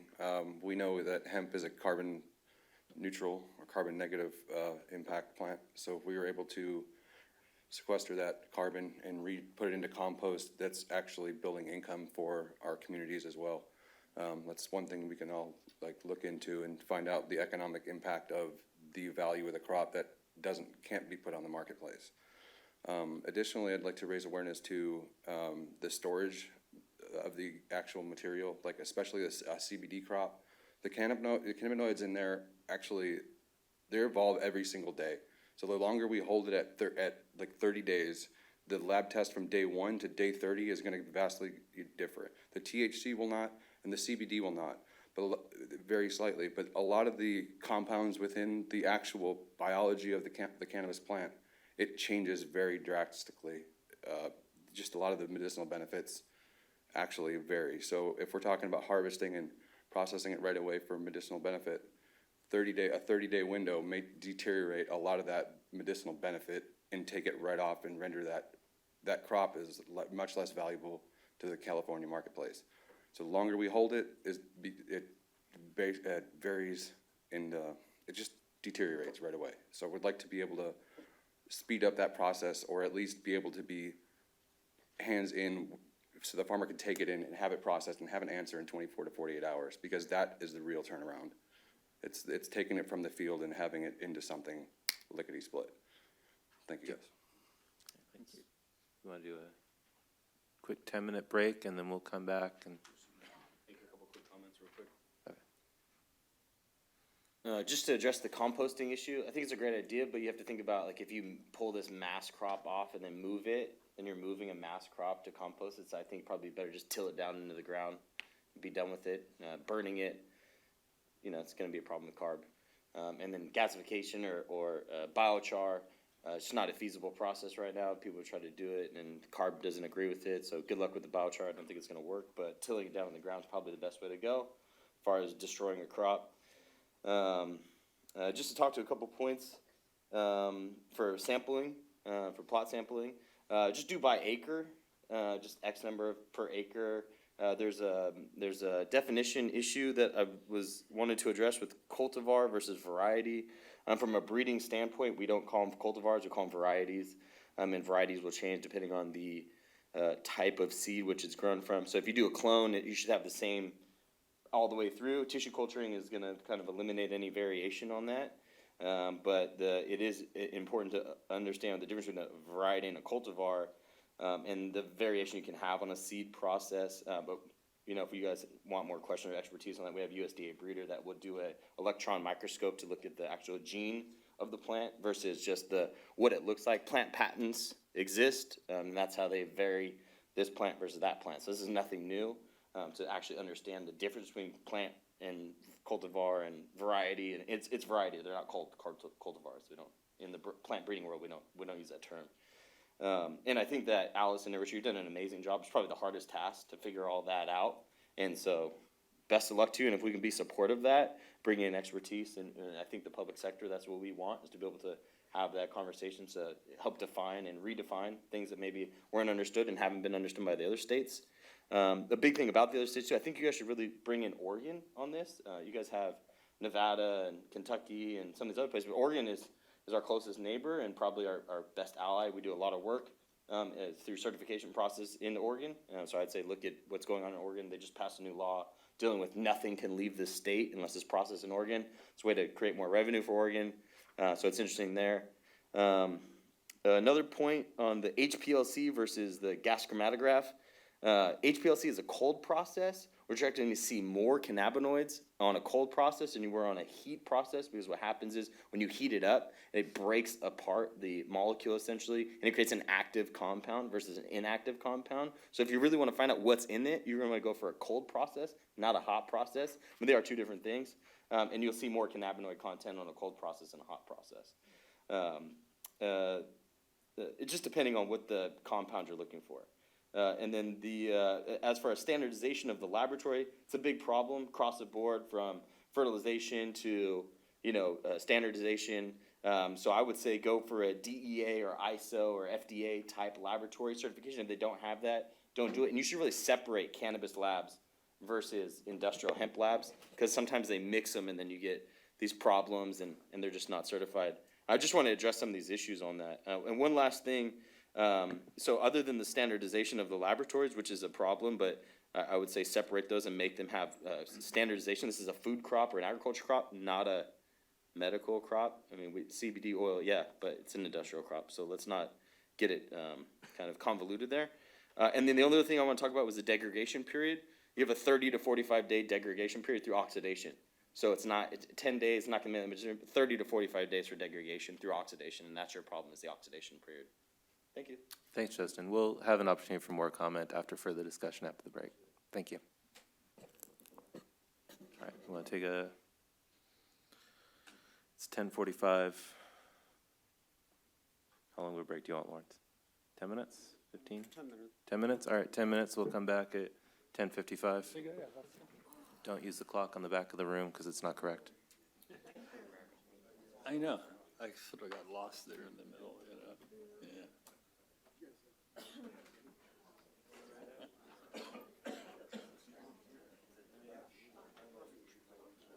Well, we learned a lot. I don't get it. We did Oregon. I know, yeah.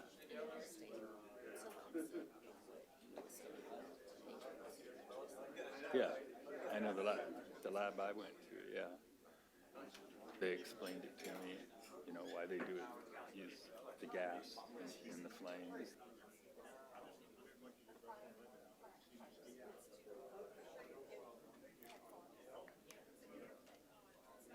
All right, everyone, it's been about 15 minutes. Why don't we start taking our seats?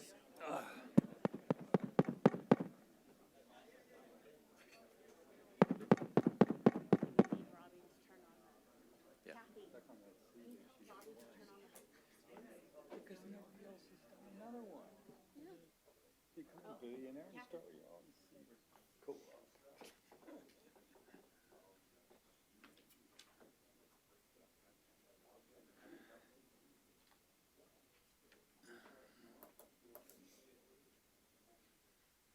Now we're gonna get.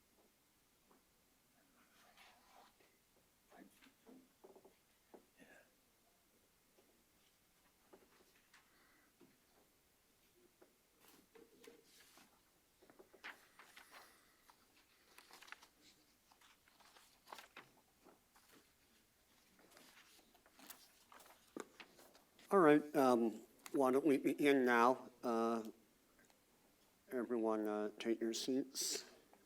And we're going to jump now, go back a little bit, and we're going to go have a brief update on both federal status of industrial hemp and proposed state legislation for industrial hemp. And we will give the floor over to Patrick Goggin.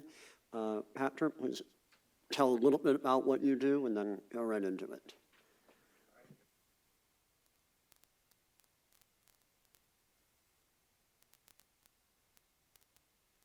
Hello. Oh, there we go. All right. Good morning, Chair, members of the board, and the public. It's good to be here. My name is Patrick Goggin. I'm an attorney. I've been working on industrial hemp issues going back 2 decades. Worked on the Industrial Hemp Farming Act with then Assemblymember Leno starting in 2005. Finally got to a signature with then Senator Leno in 2013, who's now running for mayor of San Francisco. Good luck to him. I also sit on the board of Vote Hemp, which is a national advocacy arm for the industry working to change industrial hemp laws throughout the country and at the federal level, and the relegalization of hemp farming in this country once and for all. I'll speak first about the federal update and then get into the state update. I know there's a lot of discussion going on around the state bill, and we've had great conversations with the department, with the author and the other folks that are involved in the bill, and I can assure everybody that we're all working together in the best interest of moving the program forward in the state of California. We're super excited. A couple weeks ago, Senator McConnell announced on the Senate floor the introduction of the Hemp Farming Act of 2018. Interestingly, note on that they've dropped the term industrial. And in part, I think that has to do with the expansion of the industry to products that are employing extracts and the flowers and the leaves, and it kind of gets onto the health side of things or the supplement side of things. And so for clarity and because of the DEA's pushback and insistence that this is limited to fiber oilseed, that change has been made. And it's been introduced in the Senate as Senate Bill 2667 and in the House as HR 5485. And note that last year, new freshman House member Comer from Kentucky had introduced an industrial hemp bill, but there was a number of provisions in that bill that caused the industry concern. And so some of these things that would have stopped extracts from being used and would have granted DEA the ability to go in and inspect locations without, I mean, this is an agricultural crop. DEA does not need carte blanche authority to go on to property without a warrant or without probable cause. So this bill actually removes those poison pills and does some really neat stuff. It goes in and it amends the Agricultural Marketing Act of 1946, and it's working to create a pathway to stay within the agriculture aspect of the legislature and in Congress, and not get too caught up onto the law enforcement issues. And while I want to look at the sheriff and say those issues are definitely important, it's just they are not the driving force behind what we're doing here. We're trying to remove industrial hemp from the Controlled Substances Act, and that's exactly what this bill does. It removes hemp from the Controlled Substances Act wholesale. It defines hemp as less than 0.3% THC on a dry weight basis. It does not yet establish a wet standard. That's something that potentially could be looked at. And significantly, within the definition, it does include extracts and cannabinoids. And there's another really significant thing that it does, and that is there was a problem with Section 7606 and the research amendment in that it didn't specifically authorize tribes. And that became a problem with the Menominee tribe in Wisconsin, and the courts there held that because the, tribes were not included in that language, that they concluded that only states could be involved in that. So tribes are added to the statute. And that's significant. That's really significant. What does the bill do? It really, what it's doing is it's aside from removing hemp from the Controlled Substances Act, putting it over into the Department of Agriculture, it establishes the authority for states to conduct complete commercial cultivation of industrial hemp. And what do they have to do? The states and the tribes need to submit, let's see if it's right, it's in here. Need to submit a plan to, through the Department of Agriculture to the federal government and the Department of Agriculture, the USDA. And that plan shall include three specific things.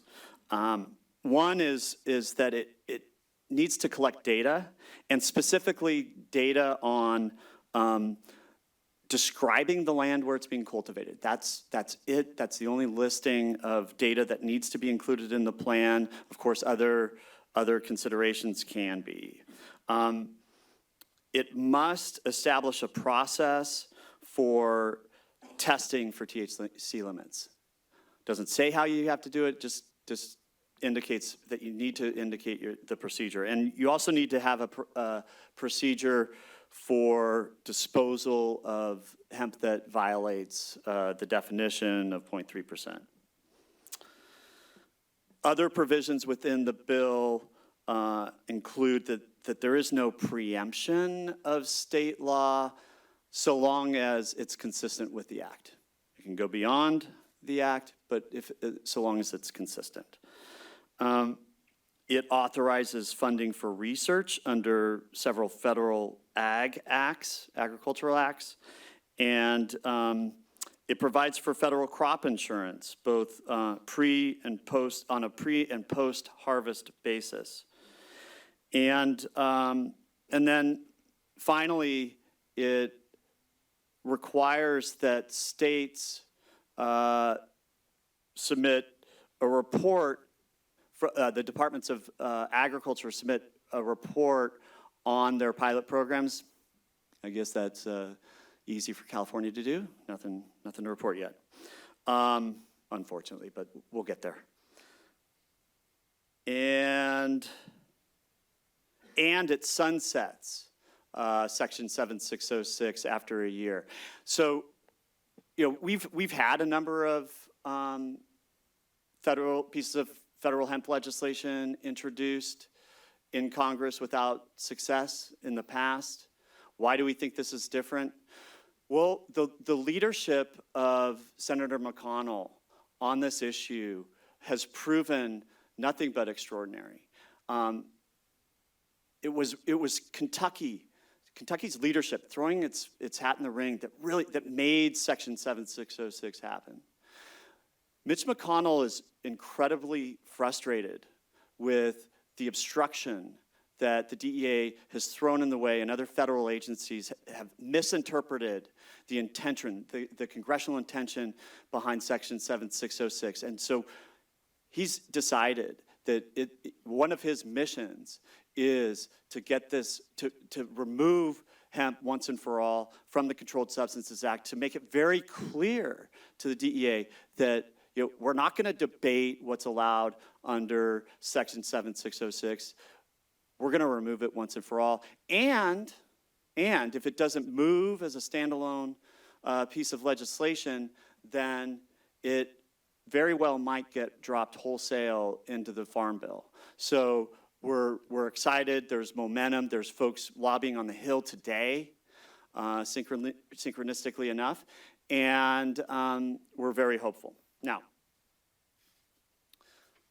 Does anybody have any questions on that? Because I can skip over to the state law update before we go. Yeah, thank you, Pat. Thank you, Patrick. Would removing it from the Controlled Substances Act allow the banking industry or hemp to be involved with the banking industry? We would argue for sure that it would, but one of the amendments that we're pushing is to get a banking provision in there, as well as potentially a wet standard. And when I speak about a wet standard, I'm talking about when we're extracting and we're producing products, usually in the form of supplements, that are high in different cannabinoids, non-THC cannabinoids, and when the most of the testing protocols out there and statutes only refer to the by dry weight. Thank you, Patrick, for your presentation. I just had a couple quick things. One, I just want to say that, the hemp industry owes a real debt of gratitude to you. What you've been doing for since 2001, as you know, was right there with you and suing the DEA back in 2001 and opening up the way for hemp foods to be legal in 2004. But, we needed legal support and advice in the industry, and you've been there on the federal level and the state level. So I just want to thank you for that. Really, it makes a big difference. The other thing is, what you're presenting here, this is like, I'm almost stunned that where we were 5 years ago, 3 years ago, even 2 years ago, that we've gotten to this far. And one of the reasons why I think this is happening, people need to understand, is because one of the members of the House of Representatives that had some very overly restrictive things is going to retire this year, is not going to run again. And that's partly because people in America are getting tired of some of the bullshit leadership that we have. And they're putting pressure and changing. So now we're going to actually get something that farmers and people in America want. So this is really, I'm really glad to see that this is actually going to really open up the way to this, because the bill a year ago was I was opposed to it. I was not supporting it because they were going to allow like just unannounced raids on any businesses, including Nativa. Last thing I wanted was DEA officials showing up at my place for selling, hemp seeds. So thank you for that, and this is a much better bill. I'm hoping we'll make some progress on it. Thanks, John.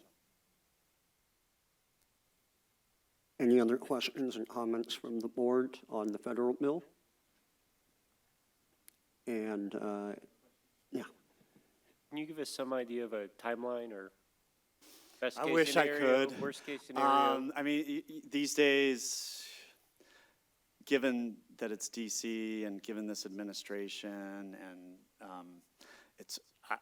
I'd be lying if I say I had any idea. That said, my faith is in Senator McConnell and Senator Wyden and Merkley and Paul and everybody who's joining in to make this bill happen. So, and that's the exciting part of it, is that if it doesn't succeed as a standalone, then they'll just drop it in the Farm Bill, like they did last time. And last time we as far as timelines go, the Farm Bill was supposed to go in 2013, and it didn't happen until the beginning of 2014.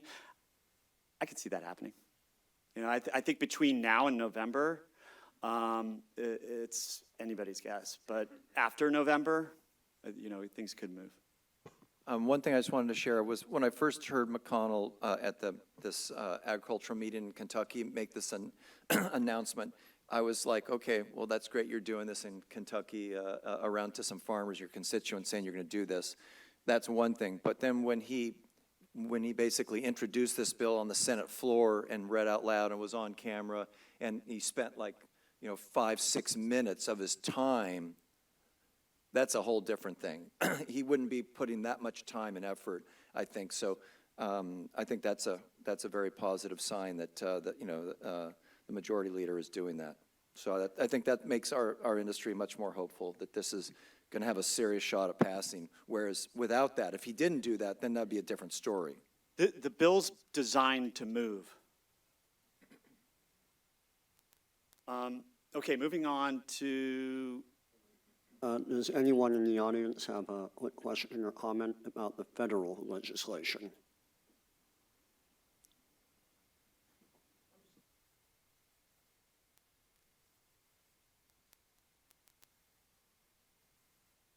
So to repeat the question, we had a question on the support and opposition in Congress that's known regarding this bill.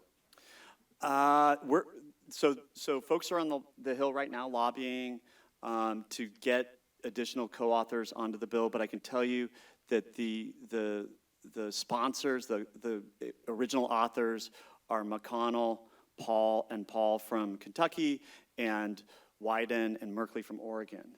I mean, if you put that together, you've just pretty much covered the political spectrum. So it's got bipartisan support, and it might have DEA opposition, but I'd say that's about it. That said, these are truly powerful forces, and they have voices and ears in Congress that are very high, and I mean high up in the totem pole. And I can just say that the way the bill's been designed is to try and avoid some of those powerful voices that would mark it up with the poison pills that we've seen in previous versions. All right, why don't we talk about state legislation, and then if the public has some more comments, we'll go back to that. Okay, so the industrial hemp legislation that is moving through the legislature, we just heard today in the Public Safety Committee in the Senate, and it's my understanding it's going to move on a unanimous vote. I think it was 3-0 when we left, and there were additional members that hadn't voted, but it's moving. And I just from the outset, I just want to point out that it's a work in progress. We've looked at the fact that we haven't our registration program in the state hasn't gotten going yet. We've got some concerns about whether or not it's got this pilot program status, and there's further cleanup that has been needed. This is a cleanup bill. This bill is and designed to be a vehicle for the stakeholders, for the department, and for the executive administration and for the legislature to work together to get a bill that moves us forward in making progress on finally farming hemp in this state again, full sale. And it will we'll keep an eye on things as they move at a federal level. And as everybody knows, legislation, the law, it's a fluid thing, and it's going to evolve, and it's going to continue to evolve. So what does it do? What it does is it removes the fiber oilseed language from the definition of industrial hemp and elsewhere in the bill that is conflicting with the expansion of the definition to allow for extracts that was adopted under Proposition 64. It removes a couple of other provisions that were put in place that also tend to make it difficult to add on this additional use and activity as extracts. And so it removes pruning and tending language, it removes the culling language, and the ornamental restrictions.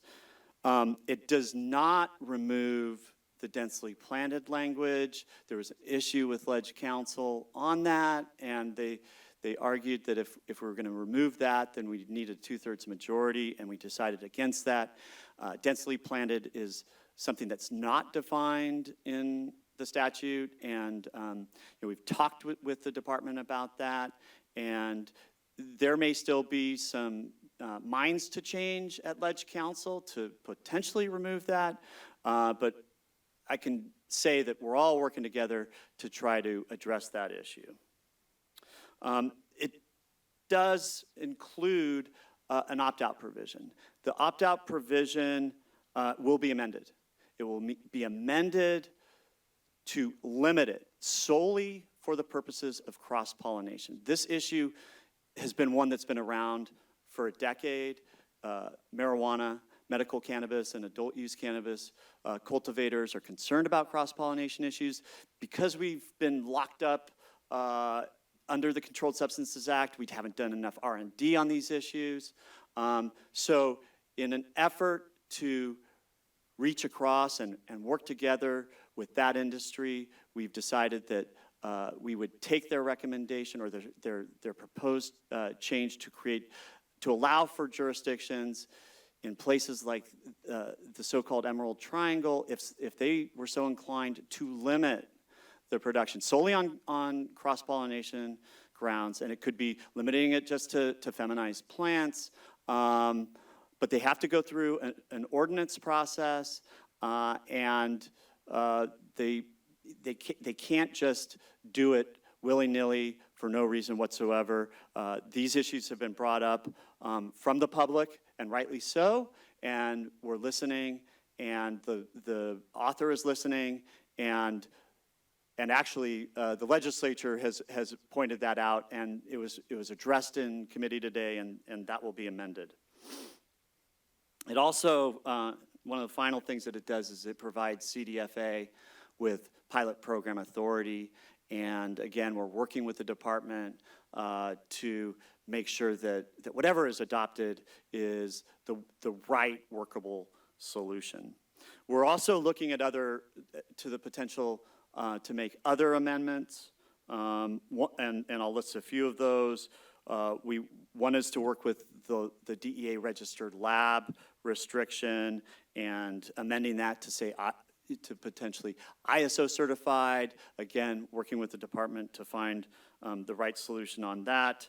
The testing protocol, as you guys discussed, as I came in the middle of, I didn't get a lot of that discussion. We're looking at that as well, and we're going to work with the department and of course, listening to the board's recommendations in conjunction with the department on the right solution there. And I didn't get a lot of the discussion, but I know that in many other states, it's not just testing the flowers, but it's also testing all material. And so we're looking to states like Maine and New York that have adopted really interesting protocols for more whole plant testing, which gets the THC level to the more accurate level under the testing. And again, we'll be seeking the opt-out provision amendment. So that's kind of my summary on that. There is one other piece of legislation that's relevant moving in the state. It's AB 710. It's a cannabidiol CBD bill that is being sponsored I guess it's sponsored by GW Pharmaceuticals. They have their CBD drug. Looks like it's going to be approved by the FDA in June. And this is merely, there have been a number of CBD bills around the country that have been extremely prohibitive, and this is not one of those.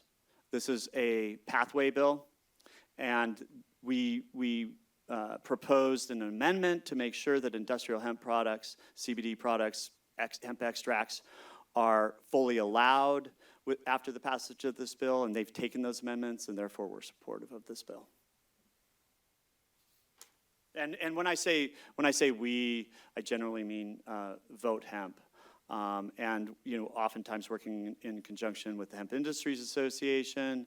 But again, when I say we, I mean I think we're speaking for the industry on behalf of the industry. I don't mean to be disclusive. We are inclusive, and we want to be part of the solution, not a problem. All right, thank you very much, Patrick. It's very encouraging to hear all of that. And before I bring it up for comments, I'll make a few of my own right now, and that is neither the Industrial Hemp Advisory Board nor the California Department of Food and Agriculture actually make the laws. The advisory board, we just advise, and the Department of Agriculture, they implement the laws. Saying that, this is one of the first times, I think, where we may have an opportunity to influence the legislature to get the laws written in a way that is much more supportive of industrial hemp and avoid a lot of these problems, bottlenecks, and areas where it doesn't seem to work very well. And I think one thing we have going for us right here is we are, per se, the California Industrial Hemp Advisory Board, and I think we would carry a lot of weight if what we would say today or any recommendations we may make in general for this legislation will probably be heard very loud and clear. So saying that right now, we'll put some questions or comments to the rest of the board. I'll start with mine, and that is. Before you do that, Yeah. I remembered there's one thing I forgot. One further amendment is that in the statute, there's a date by which certified seed needs to be certified by, before 2013. We're striking that date. And again, we understand the chicken and the egg with the seed issue. I think everybody understands this, and you know, we're open-minded and looking for potential solutions and dialogue on that issue. All right, thank you, Patrick. One thing that I wanted to say that kind of brought up, we had Alex talked earlier about the process of seed certification.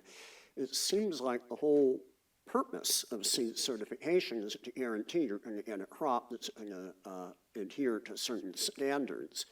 If the law requires that we use certified seeds, and all the seeds are certified and they are noted with the California Department of Agriculture, it seems like a waste of time to then afterwards have all the farmers have to actually do all the testing of all the crops that are out there. And as we saw, it could be a lot of money involved, a lot of headache, a lot of bottleneck.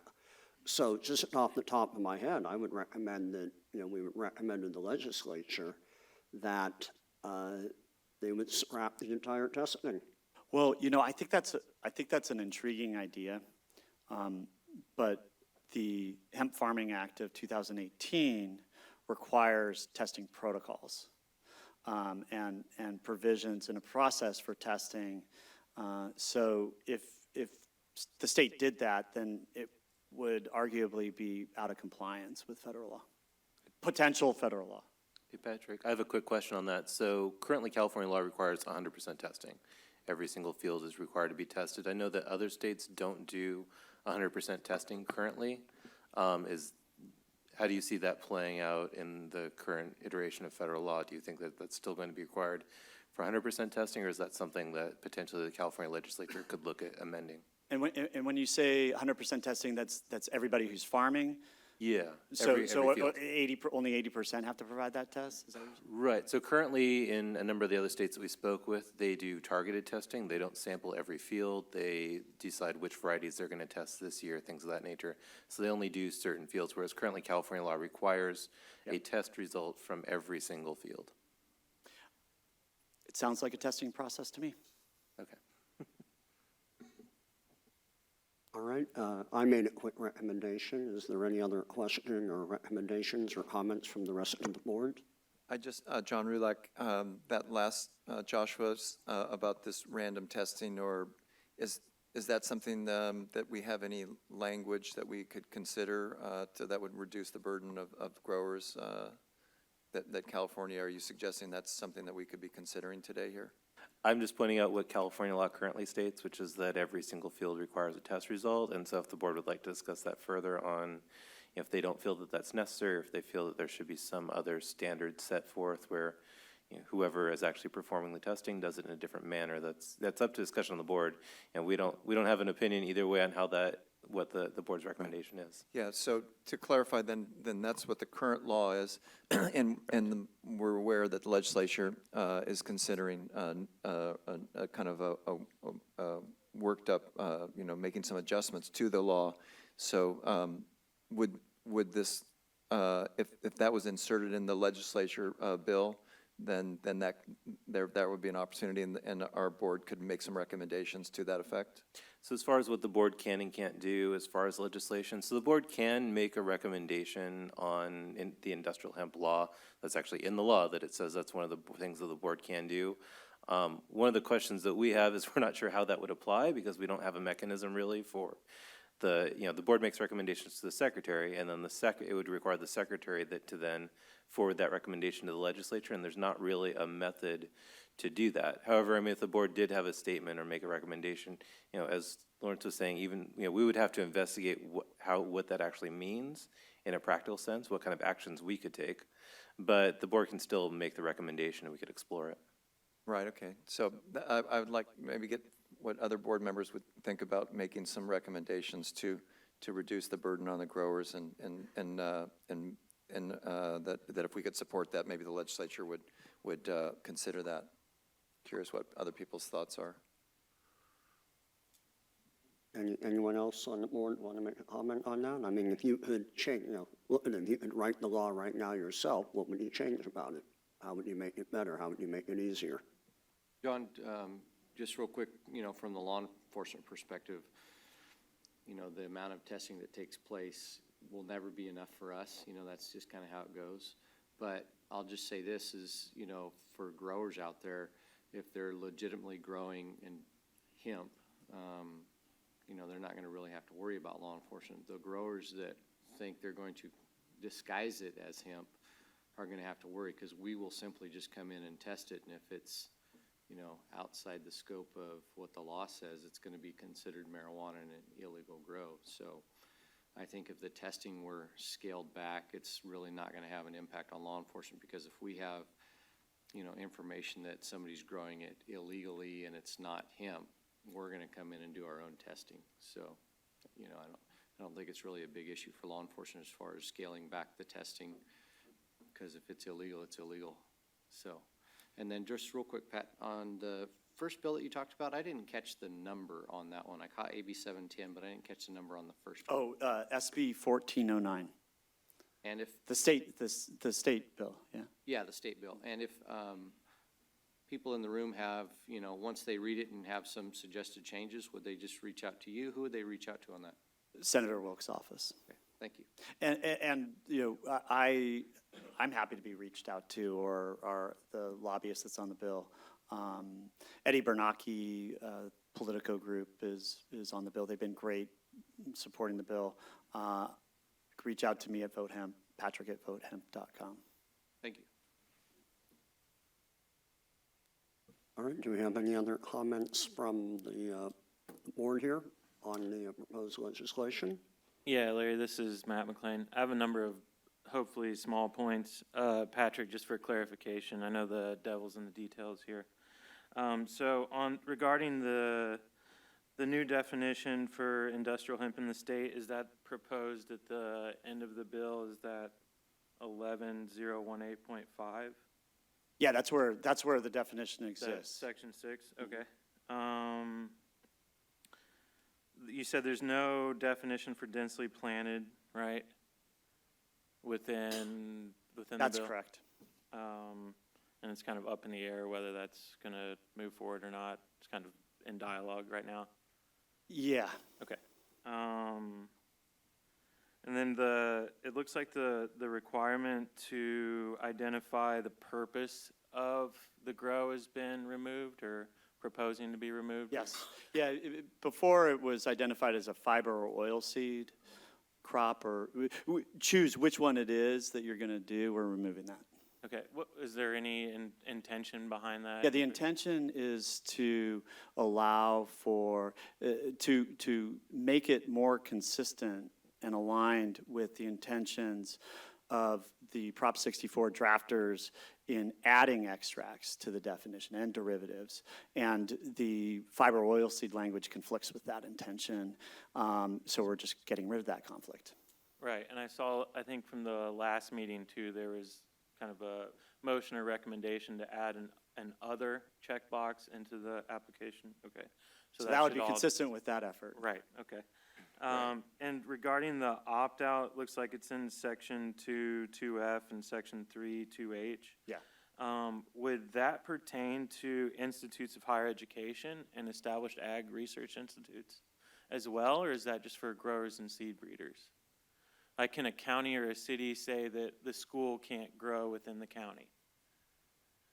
It doesn't currently state that. That provision is going to get amended, as I suggested, to be solely for the purposes of cross-pollination concerns.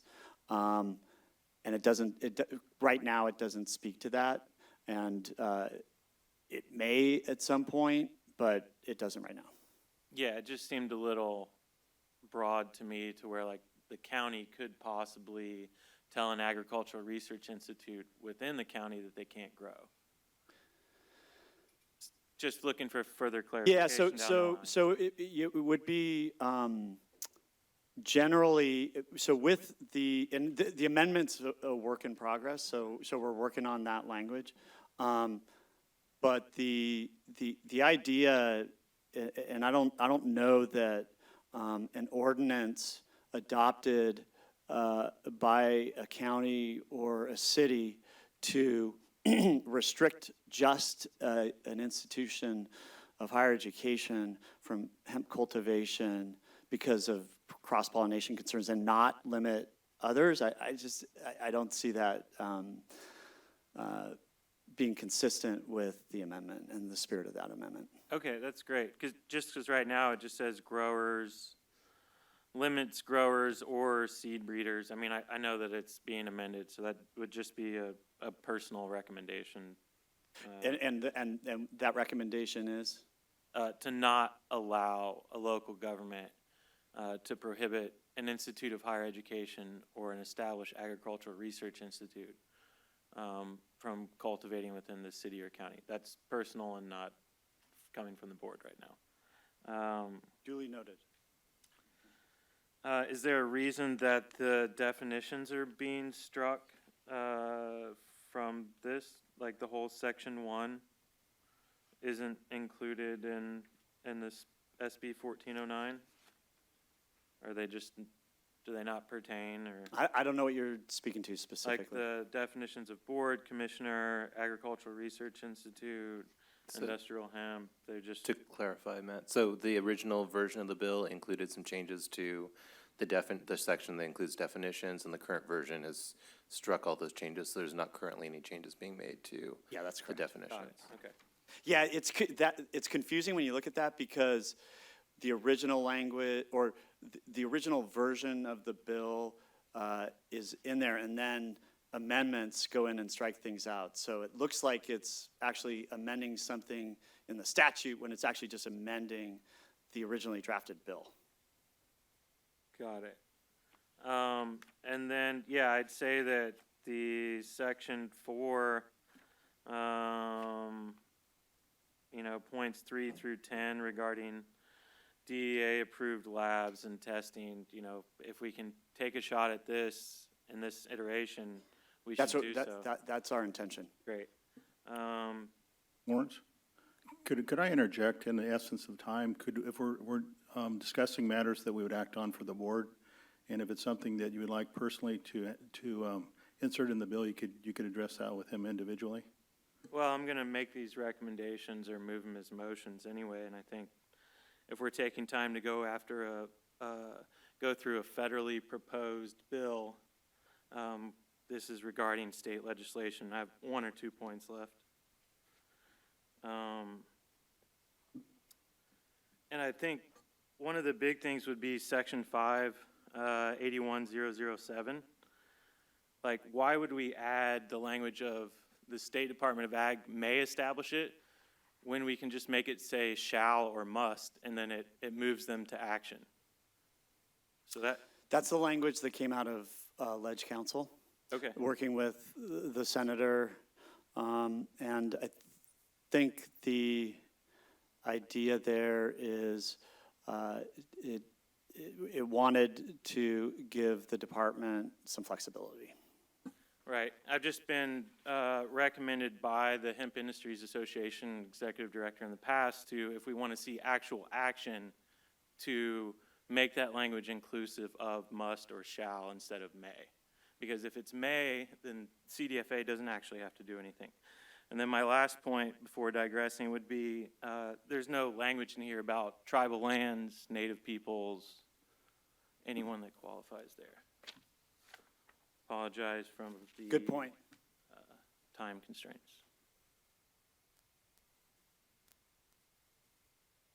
All right, did anyone else on the board want to make any comments or questions about the proposed legislation?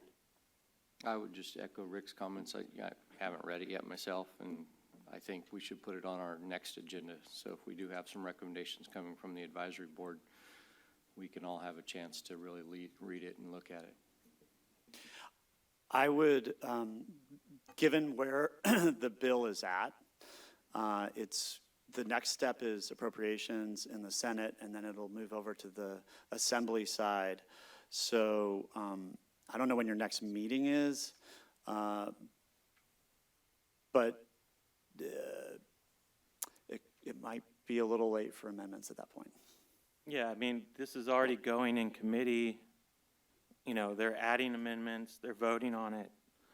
The bill's been out in its proposed context since February 16th. And, you know, that's 3 months to read it. If we want to have impact in legislation, now would be the time. Yeah, there's 2,500 bills that get introduced every year. I mean, I'm just saying, I don't know when our next meeting is, but we all can read emails. Yeah, maybe you guys could do something in between. I just think to that consider. All right, I'll ask Josh, do you think it would be appropriate to have a task force to try to do this in the next few weeks? Yeah, that'd be fine. All right, in that case, I'd like to make a motion that we form a task force of 2 people, and that way we can it be done. There's a legal reason for 2 people. Right, so, and just to note, so as current acting chair, you don't need to make a motion. You can simply assign a task force to investigate an issue further. And then just to note that if 2 members of the board are able to work together on a task force without holding public meetings, and allow them to simply meet, further investigate the issue, consult with any subject matter experts who are not board members, and then report back to the board their findings, including who they spoke to and when. But that would allow them to begin working immediately rather than having the 10-day notice period where we have to schedule a public meeting, which is what we did the last time. So it would allow the 2 members to be able to move more quickly and have more flexibility on when they meet and what they discuss, and coming back to the board. Again, coming back to the full board with a report and formal recommendation. All right, are there any, John? Just one question. What's the timing with this current bill? Maybe you can lay that out so everyone understands what's in front of us. So I would anticipate that the bill is heard in the first policy committee in the Assembly, either Ag or Public Safety, in June. And then there's the July recess, and then they go back into session in August. So the second policy committee in August, appropriations end of August, on the governor's desk beginning of September.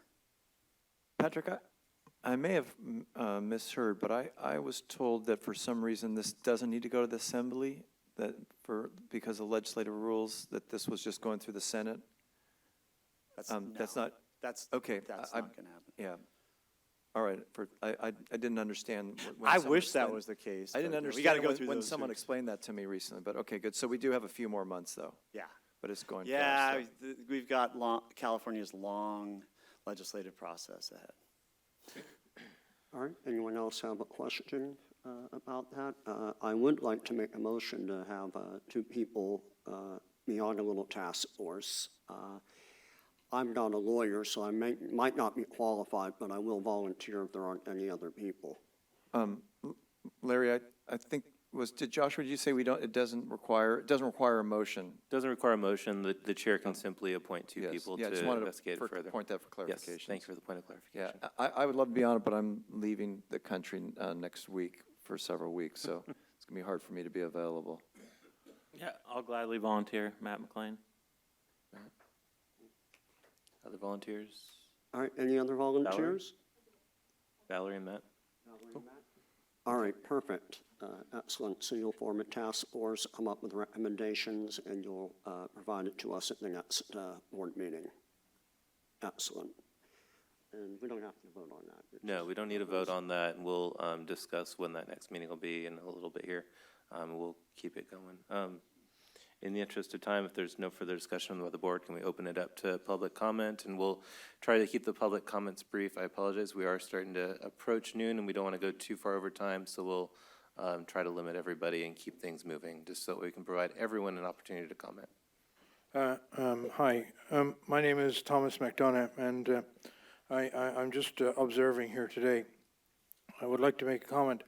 In a nation of laws, it is advisable for all concerned to write enlightened laws.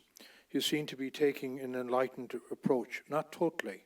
Some of the talk is repressive, which is very not good in a democratic society.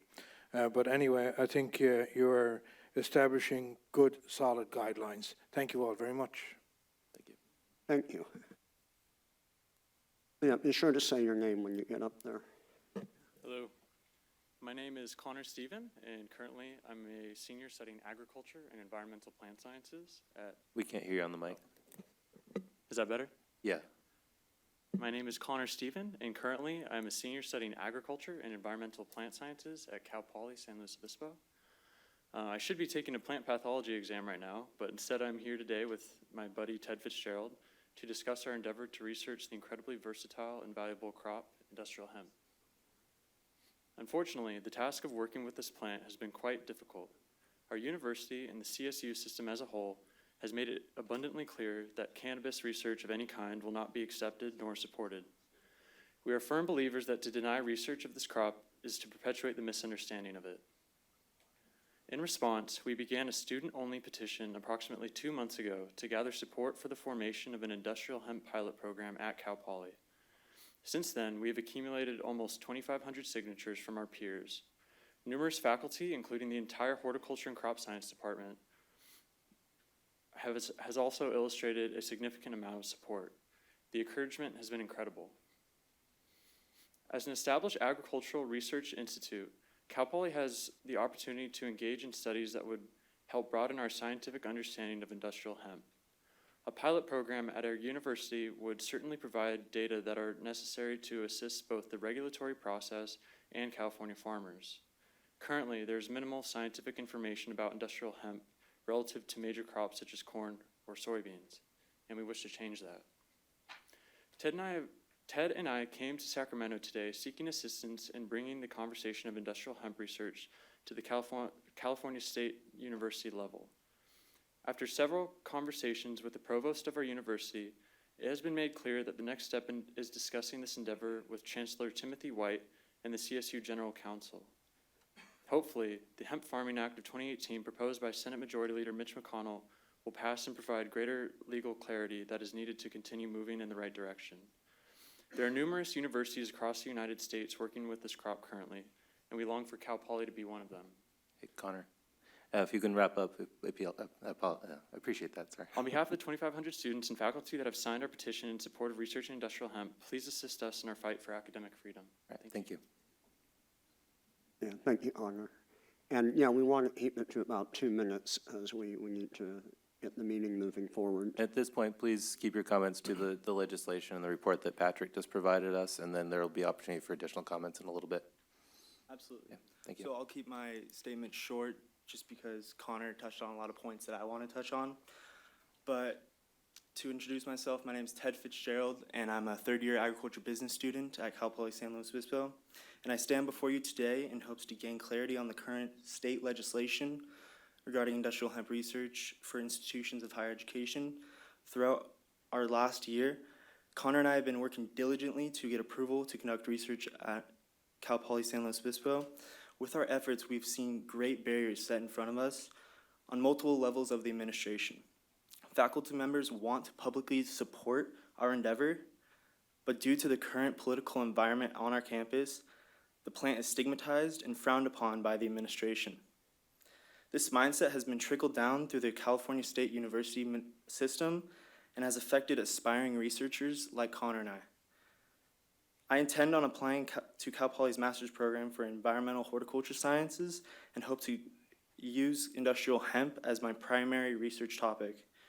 I'm optimistic by the time Connor and I complete our undergraduate degree, we will have established a foundational framework for a pilot program to propagate. In order for that to happen, we must have the conversation today in order to take the right step tomorrow. All-encompassing, Connor and I hoped that the members of the Industrial Hemp Advisory Board and the audience today can assist us and pursue the right amount of legislative work into the future. We are open to discuss with anyone today on this topic. Thank you. Thank you. Thank you, Ted. All right, Chris? Good afternoon, Industrial Hemp Advisory Board. I'm here to pose a question to the CDFA to see if they could help us get involved with a company called Farmtiva, and we have an MOU with the Imperial Valley Conservation Research Center, and we're about to conduct some research. And one of the big issues we had that we were informed from the Ag Commissioner is that if we transport any of the hemp materials through any of the checkpoints in San Diego, Imperial Valley, or Riverside, they'll be confiscated. So I see 3 members on the board here in the committee that if John had ordered seeds from San Diego or Imperial Valley, or Matt ordered fiber, Larry ordered fiber or fabric that we made down there, how would we be able to transport that through the federal inspection stations? They're run by the Homeland Security. So that was a message we were given last week, that we were told that they will seize any hemp goods and cannabis goods going through the checkpoints. Yeah. So I'll kick that one over to Patrick, because that's a question on federal law and federal actions. If you have a response, and if there's anything related to the current legislation that might address those concerns. Yeah, Chris and I have talked. The Congress has made it clear that Farm Bill compliant industrial hemp can be transported and sold across state lines. The issue that you face or are addressing, and I don't even know if they're getting into that though, because this is ironic, because this is activity within the state of California. The one issue is that established agricultural research institute, does it qualify as an institution of higher education? So I don't know that it's of any consolation right at this moment, but I can say that as we move the legislation this year, that we work to address that issue. But I do think that the Ag Commissioner should be very well educated on, and the folks down there, on the congressional intention under the 7606 and its intention to allow for transportation across state lines and sales, interstate commerce activity. Thank you. And my recommendation, if the CDFA can reach out and contact these stations, the station chiefs, and see if we can get an answer from them directly. And I think that would be the most best way to expedite this. I'll touch base with you offline about that, and about who it is that you're talking to, and we can help. Thank you. I just want to point out that Chris Boucher and his efforts in the early 90s at the Brawley Station, and in the face of the state coming in at that time and actually destroying the crop, that he led the way, blazed the trail, his organization and his efforts to show that hemp in the Imperial County, it goes off the charts pursuant to the UVB raise and everything. So I just want to acknowledge Chris's leadership in the state. He was here long before I was.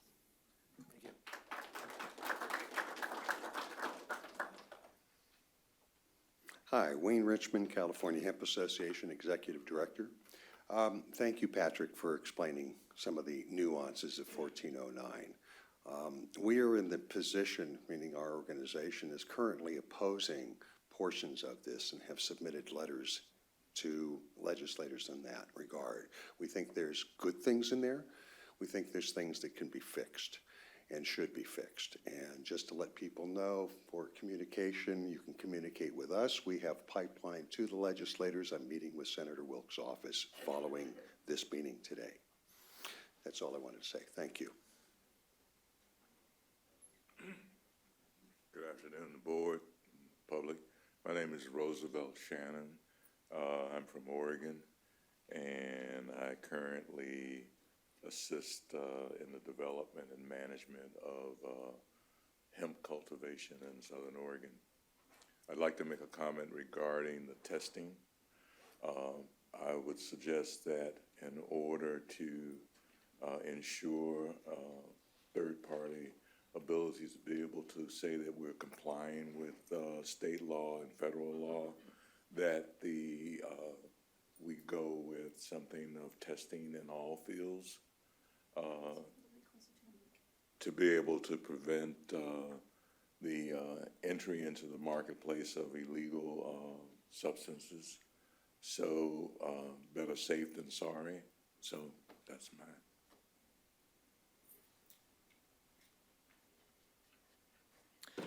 George Bianchini. Once again, I wanted to bring up the fact that there is no way either in 1409 or either in Prop 64 of how a hemp farmer deals with the THC that is part of the mix. While the 0.3% is the legal standpoint, the multiplier factor brings it to about 3.5% once the product is processed. And so there needs to be a clear direction so that that THC doesn't enter into the illicit market. Simply a path of how it happens. Thank you. Thank you. We have one last comment, and then we'll go to the next. Hi, Tyler Hoff with Bulk Hemp Warehouse. This is mainly for Patrick, and thank you so much for all the work you've done. There's some really amazing hemp-entrepreneurs and hempsters on this board that are making a significant difference. And forgive me if this was already addressed, but as far as the Farm Bill, the federal Farm Bill that's potentially going to be passed, how would that change things on a state level? Would we have to rewrite regulation, or would it just tie into everything that is already progressing? So if the Hemp Farming Act of 2018 is introduced by McConnell and the other co-authors, is dropped into the Farm Bill, we would have the adoption of that act and pretty much obviate the need for pilot programs, but we don't know when that's going to go. But the way it would work in concert with the state is that the state, as I kind of laid out, the state needs to submit a plan. The Department of Agriculture would be directed in a sense by that legislation. And I don't think that it would necessarily affect the department, or that any additional changes to the statute would need to be made. That said, I do know that the department had the position, which is why we're making the pilot program amendment to begin with, that it didn't have authorization to conduct pilot programs. So I don't know, and this would be a question for Josh, is would the department have to or be authorized need to be authorized under state law to be able to issue that plan, or would they just be authorized pursuant to having state law, hemp law, and the direction from the federal bill? Yeah, I mean, correct me if I'm wrong, but I think the legislation, that plan also would potentially include state legislation, state regulations, so those could simply be submitted as the plan. Is that correct? In the federal legislation? I believe so, yeah. Yeah. So, yeah, I mean, and generally with those types of things, if we receive a request from USDA for some type of information like that, we have the authorization to respond to it. That's not an issue. Okay, great. So other than that, I don't see any need to change anything, other than what we're already attempting to change. All right, thank you, Patrick. All right, we need to kind of move forward here.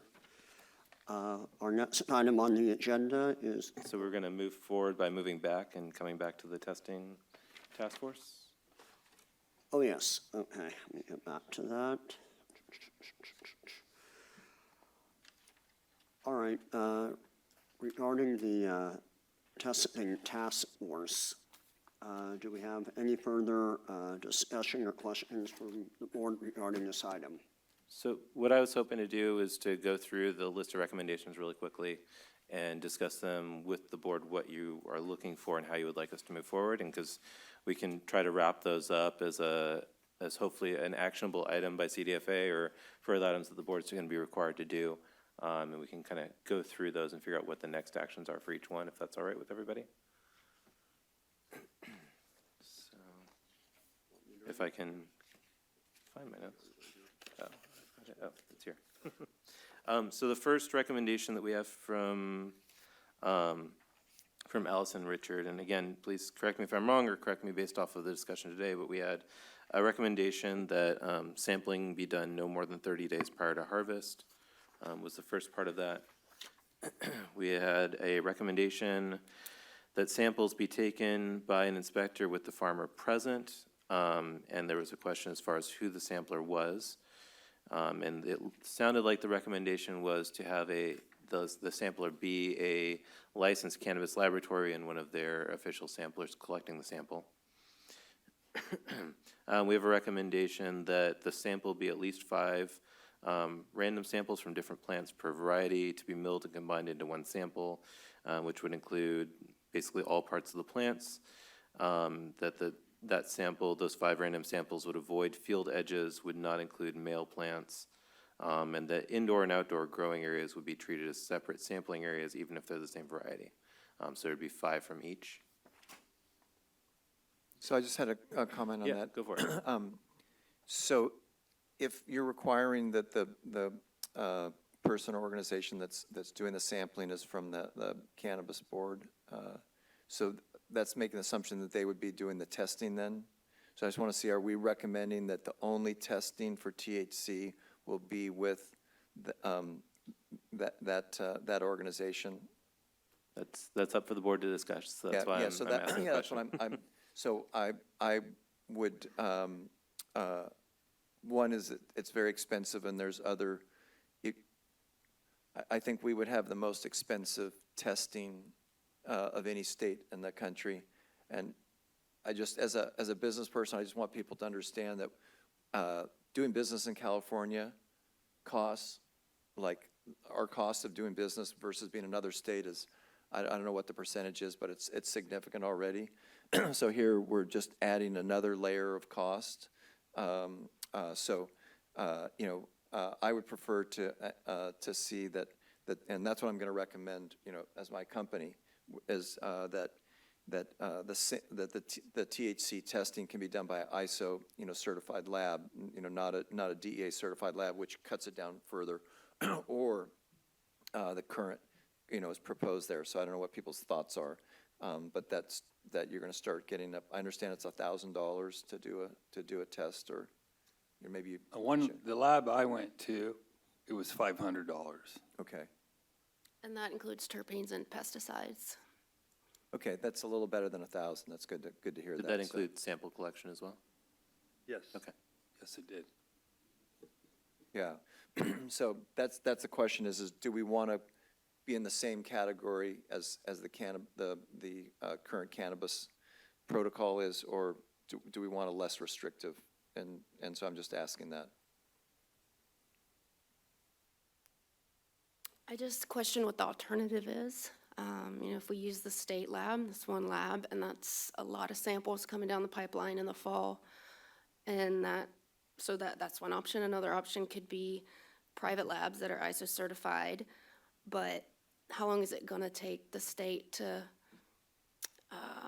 those labs to appear and get into business and become ISO certified and to go through all of those processes? The state farmers are pushing to do this fast, and, that was just our best idea of how to move it the fastest we could.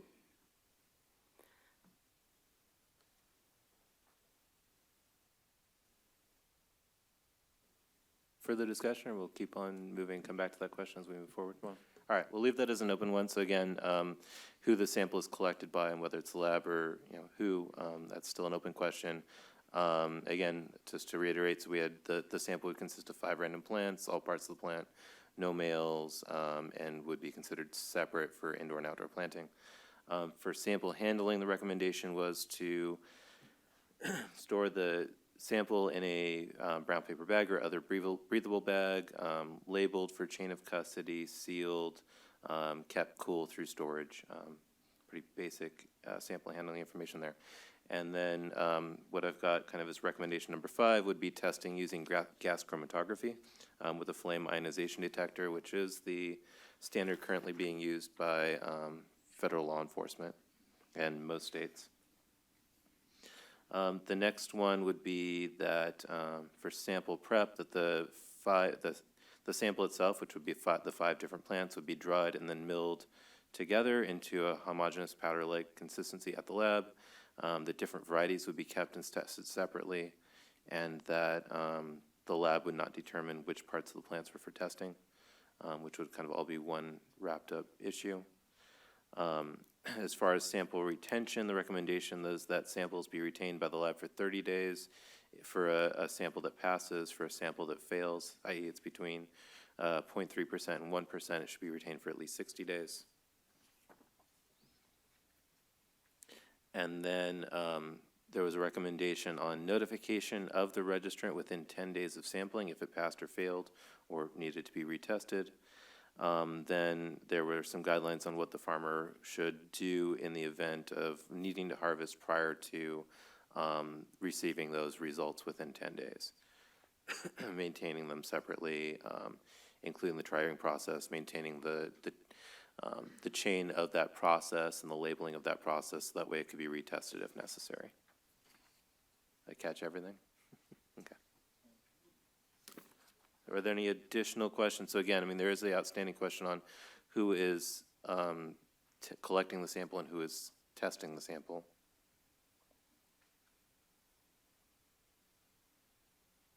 Also, on that same topic, does the law talk about any data standards? No. I think we should include that in our recommendation that, somebody's collecting the data. Okay.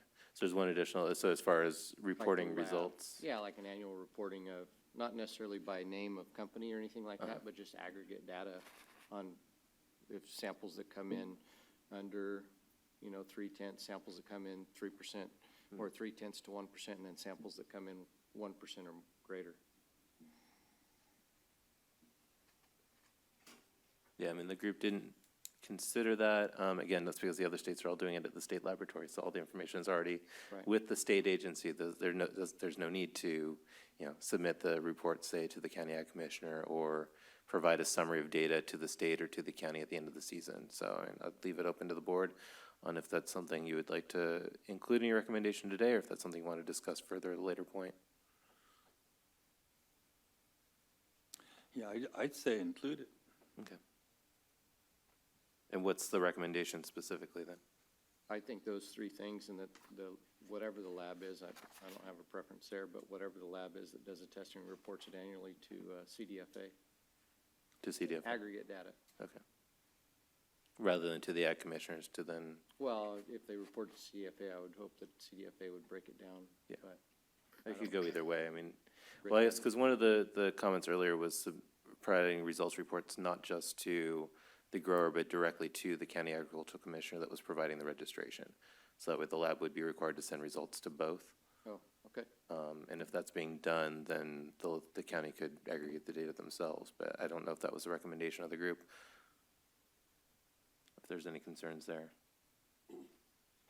I have a question. How set in stone are these? Can we change them later if we realize that, for example, a 10-day sampling window is inappropriate because the lab's too backed up to get the data back to you in time?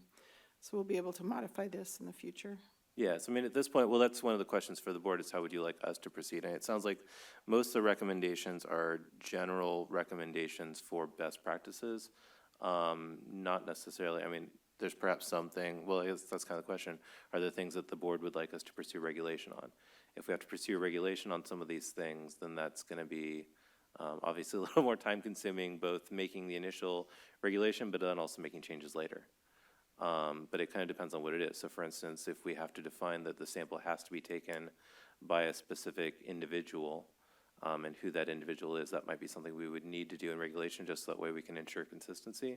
Whereas if it's just a general at this point, it sounds like it's a general recommendation from the board. So for instance, like the 5 samples per field, I don't think the board would be comfortable setting that standard like that in regulation. But doing that as a general best practice at this point, based off of known knowledge, I think that's fairly easy to move forward, and we can, regardless, even if it is in regulation, we can discuss it further as we move along. Did that answer your question? Yeah. Yeah, I think that's fine. Best practices are fine. Regulations, I'm not comfortable with recommending that at this point. All right, and at this point, do we think it is appropriate to make the recommendations in light of that there may be a lot of legislative changes going on? Does anyone have a comment on that? I want to bring that up as a question. I would suggest we make the recommendations as just drafts at this point to CDFA, and then we kind of see how the legislation plays out over the next couple of months to make any adjustments to them.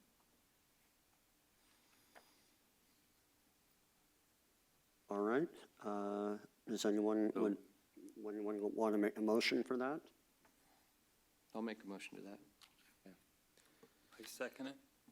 All right, and so the motion, just to be clear, so the motion is that CDFA would take the recommendations that we've discussed here today and create a kind of a guideline or a list of recommended protocols from the board and from the department regarding sampling and testing. Is that correct? As a draft at this point. Okay, as a draft to report back and have further discussion based off of pending legislation. Okay. Is there included within that, is there any recommendation on who would be collecting samples or who would be performing testing at this point, or is that something that's going to require further discussion at a later point?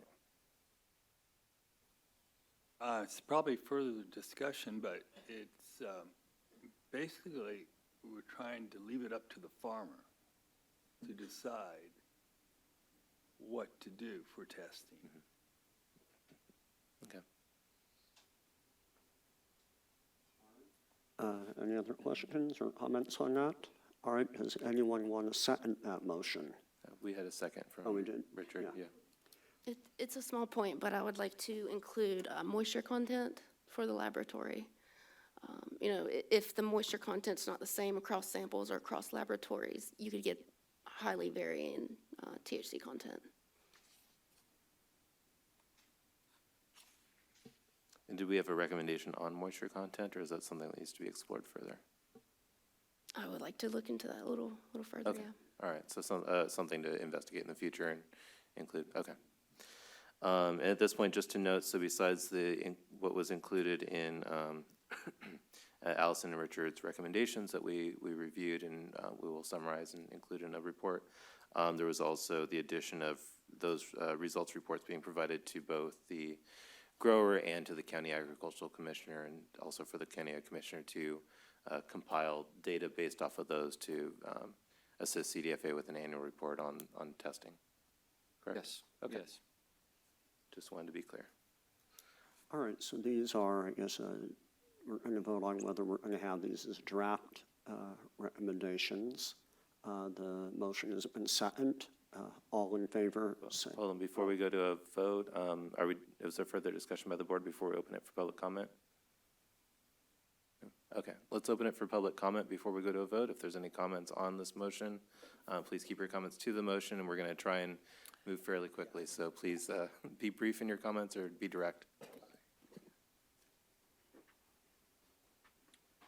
Jay with Bird's Hemp Seed.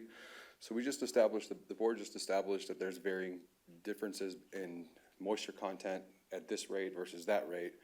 And with a 30-day window, that's just really unreasonable to expect the farmer to have consistent results across the board of this holding. It's going to further complicate all this data that's coming in and trying to understand at what point is the best practice for the farmer. There's some point about this, when you're harvesting acreage of farm, of land, or whatever it is, where are we supposed to put this? Where are we supposed to put this material for 30 days, and who's going to incur the cost? Because storage and, it's just not reasonable for food and agricultural products to be sitting for 30 days. Can I respond to that? Please. Yeah, John Rulak. So this is 30 days before harvesting. So they're sending the tests, from what I understand, before harvesting. So you're not Sure. harvesting, then waiting for people's results. You're doing this 30 days before the harvest. Is that correct? So the farmer is not harvesting and then waiting to what to do. Sure. They're sending the results in. They'll have the results in. Maybe you want to follow up on that. Yeah, so we were just letting the farmer have 30 days, letting the inspector have 30 days prior to your harvest. so So 30 anytime days. between that.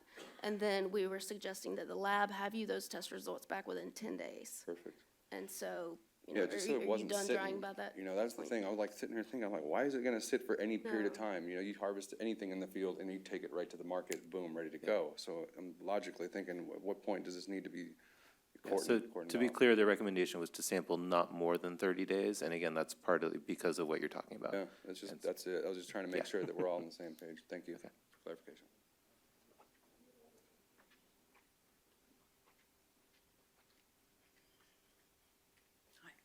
Good afternoon, folks. I'll keep this brief. Am I to understand, sorry, my name is Jessica McKenzie. Am I to understand that you are not in this motion deciding about the specification of who is going to conduct the test, or are you making a recommendation about who is going to conduct the test? No, No, you're not. No. Okay. to be determined later. Thank you. Then I'll save that for later. Okay, thank you. All right, it doesn't look like there's any more public comments if you want to put it up for a vote. All right, all in favor for having the draft recommendations, say aye. Aye. Anyone opposed, say nay. Okay, motion passes. Okay, thank you.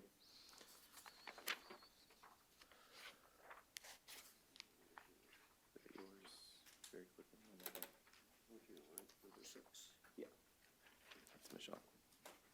All right, the next item on the agenda, Actually, before we do that, really quickly, before we move on, so we did also need a motion on the minutes from that task force meeting.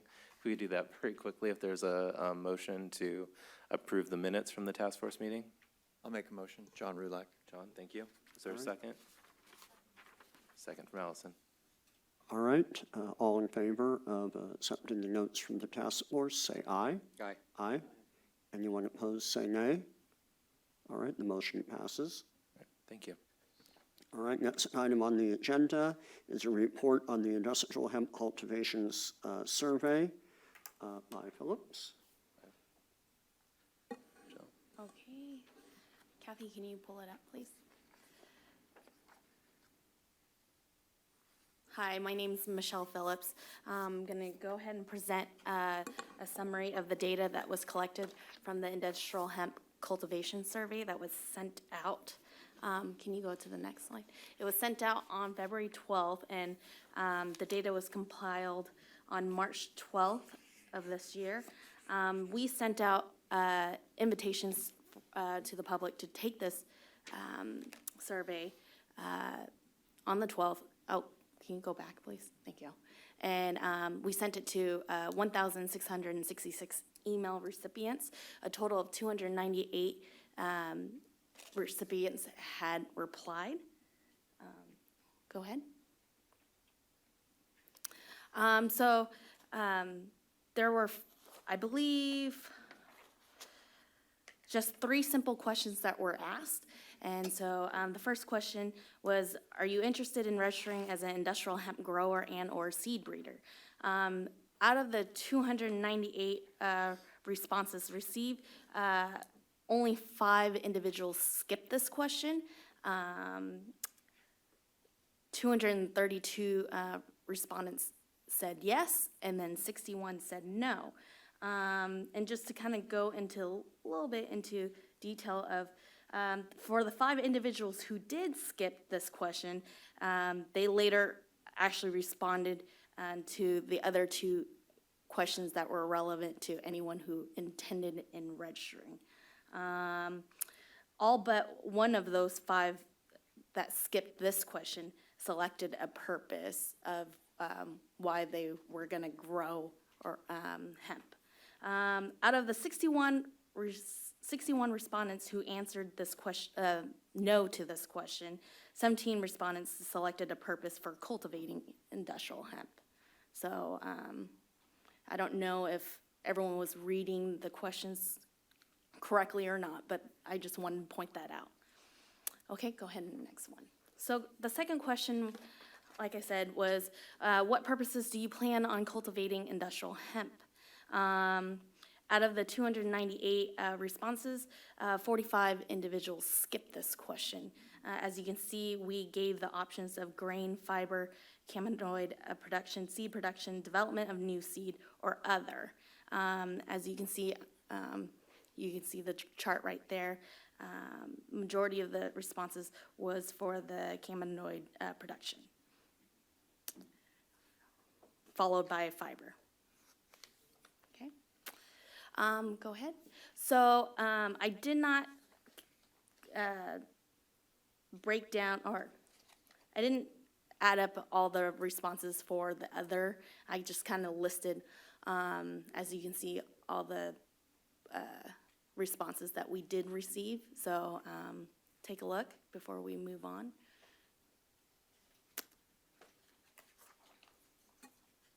Okay, go ahead. And the last question was, what purposes do you plan on cultivating industrial hemp for? Oh, I'm sorry. Ooh, I apologize. Okay, the last question. In what county or counties do you plan on registering as an industrial hemp grower and or seed breeder? So this was sorted by the greatest selection to the lowest. As you can see, out of the 298 responses, 53 individuals skipped this question. So I just want to note that the top 10 counties selected was San Diego, Monterey, Riverside, Los Angeles, Yolo, Fresno, San Bernardino, San Luis, Kern, and Mendocino. So that is it. Any questions?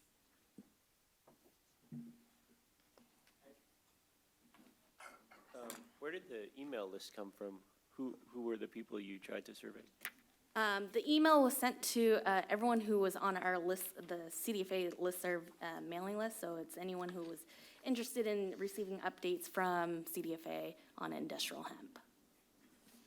It's the same list that we use for meetings for this, or for announcements for this meeting, things of that nature. Questions for Michelle?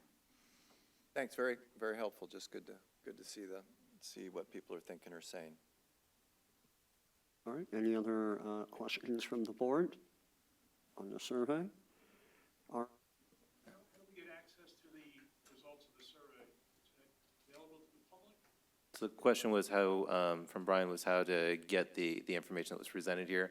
If you email our staff, anything that's presented here is a public document, we'll email it to you. So just email the general industrial hemp at cdfa.ca.gov email address, and the staff will send you anything that was presented here today, including this information. And it'll also be included in the minutes that'll be presented at the next board meeting. All right, any other public questions or comments on the survey?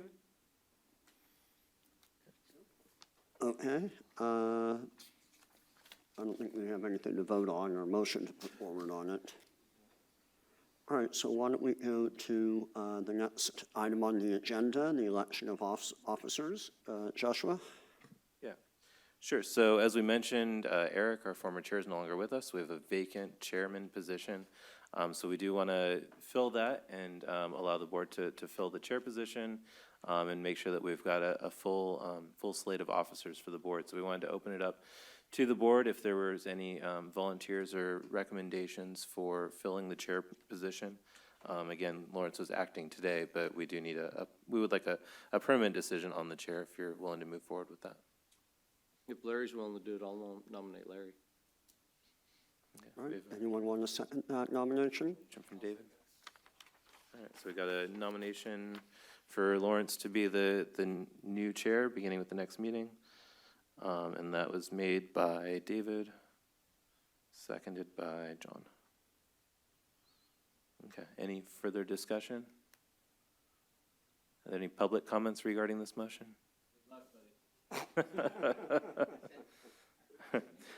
All right, well then, since we're voting on the chair, I'll go ahead and open it up for a vote. So all those in favor, please signify by saying aye. Aye. Are there any opposed? Are there any that abstain from the vote besides Rick, who's not in the room? Okay, thank you. Congratulations to Lawrence. Thank you. And then we'll open it up. So does the board want to have a vice chair or any other officers? And would someone like to volunteer or put forth a motion on that topic? Is there any discussion on a vice chair or other officers as you see fit?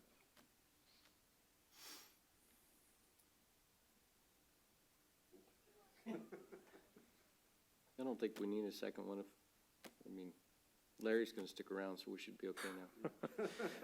And so just to note, so usually the vice chair, their only responsibility is if the chair is not able to attend a meeting, it is good to have someone else on the board available to run the meeting.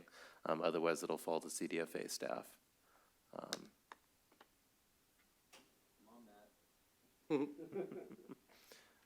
I'll also note we also have one, oh, we've got Richard as a, would you like, are you volunteering or nominating someone? Volunteering, all right. So we have Richard volunteering, and Richard, is that a motion, I guess? I'll make the motion. You'll make the motion? David will make the motion for Richard to be our vice chair. All right, I'll second the motion. David and Lawrence. All right, all in favor, say aye. Hold on, wait. Oh, Before we do that, any further discussion? Any public comments? All right, seeing none, go ahead. all right, all in favor, say aye. Aye. Aye. Anyone opposed, say nay. All right, Richard is our vice chair. Cool, thank you.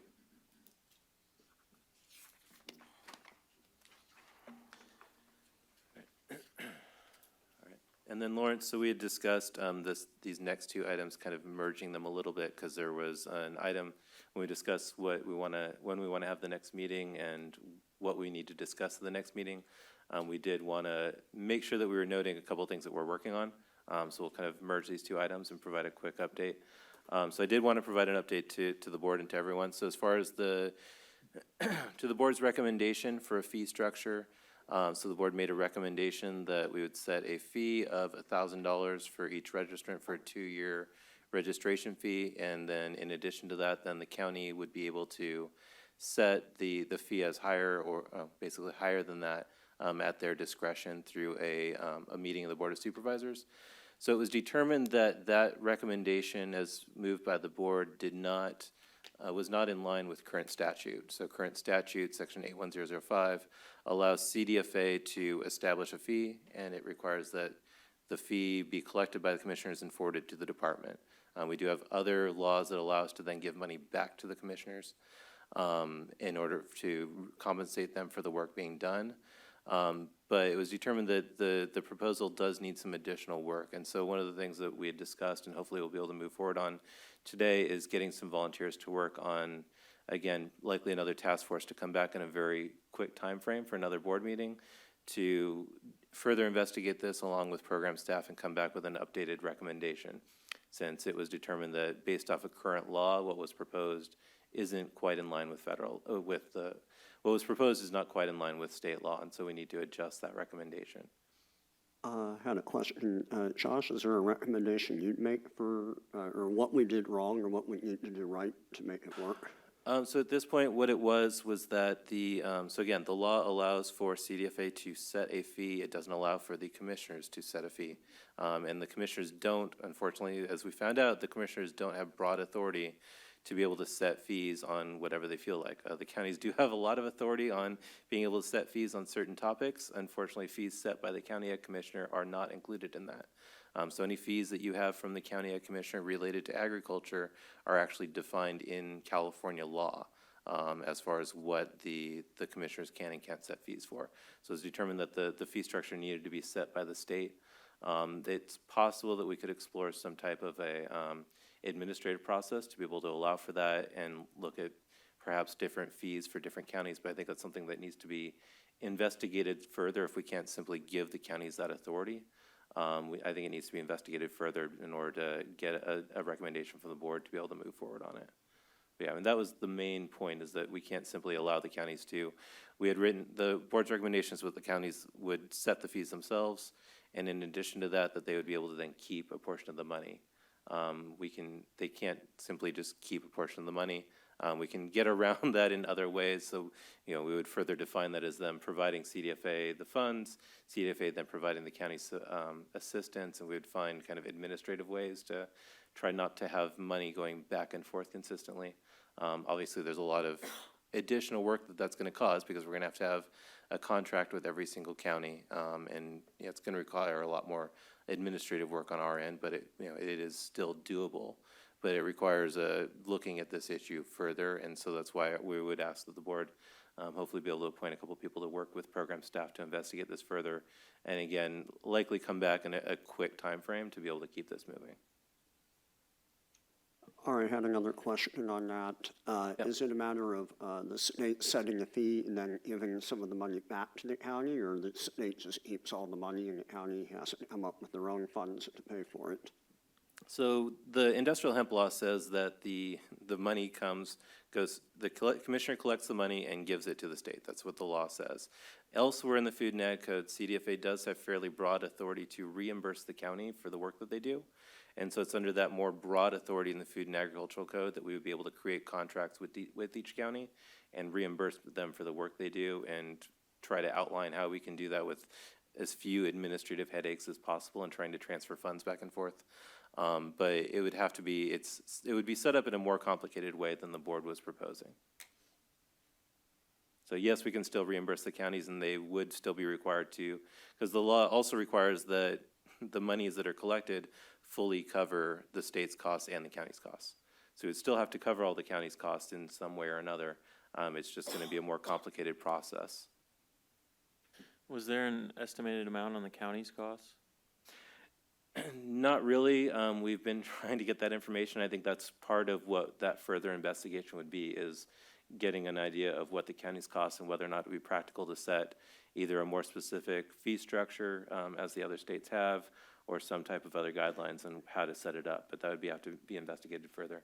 Because they do, as was mentioned by Rick and by others at the last meeting, the costs vary greatly from county to county depending on who's doing the work and the cost of living there.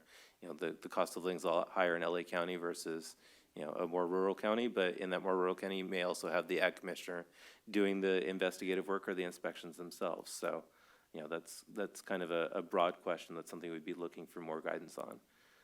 There are county fees that are established for a wide range of programs, and so I think that would be a starting point, is looking at what are the counties charging and how for other programs. The problem that we will likely run into is that it's done differently from county to county. And some counties use general funds to help supplement programs and not others. So it's something that needs to, like I said, it needs to be investigated further, and I think that's something that could be done by the board, working with program staff and working directly with commissioners. I think it'd be valuable to have Rick on that, not to throw him to the fire here, but. Yeah. He's not here, but if you'd like to nominate him for something. Sure, I'll nominate him. Yeah, I think that'd be the best choice to work with CDFA staff. He's gonna understand the ag commissioner stuff the best. Mm-hmm. Is there someone else that would like to participate on that? And it's up to Lawrence on who he would like to appoint on that task force to work with CDFA staff and investigate this further, but. Yeah, is there anyone who would volunteer to work with Rick on that? I could do that, Lawrence. David? Okay. Yeah. Okay. Thank you, David. Mm-hmm. That sounds good. So so Lawrence would be appointing David and Rick to work with staff to come back with the board, investigate this issue further, and come back to the board with a recommendation moving forward. And then, we had discussed trying to do a fairly tight time frame. I will note that we do have this room reserved for the week of, it looks like all of the week of May 7th and a few dates the following week to come back if David, if you think you can come back and work with Rick in a couple of weeks and try to get some more information. Yeah, you betcha. Okay.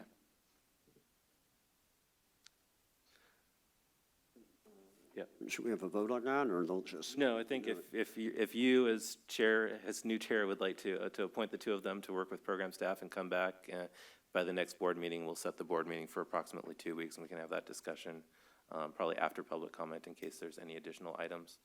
that Okay. need to be discussed there. All right, as new chair, I'll appoint Rick and David to work on that problem, on that situation, and come back to us at our next board meeting with a recommendation. Okay, thank you. So that's the only item I wanted to bring up before we open it up for public comments. And I know we've already got one other task force. Thank you, Val, and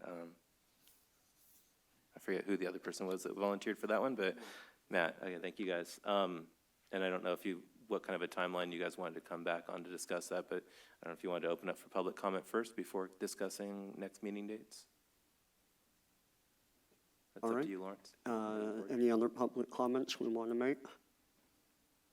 All right, we have one. Tyler? Like we've got a couple people coming Two up. people. All right.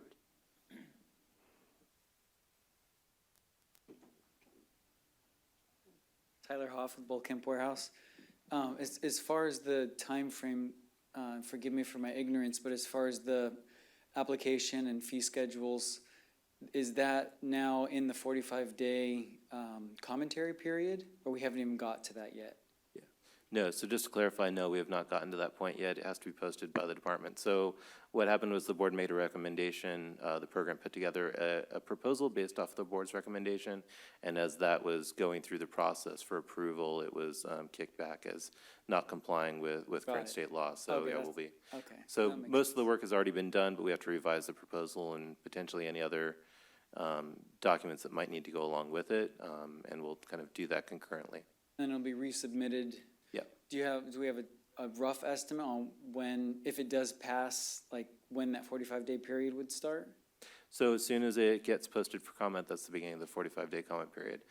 Usually what I was told was that after approval by the department, there's usually a couple of weeks at the Office of Administrative Law before it's actually able to be posted.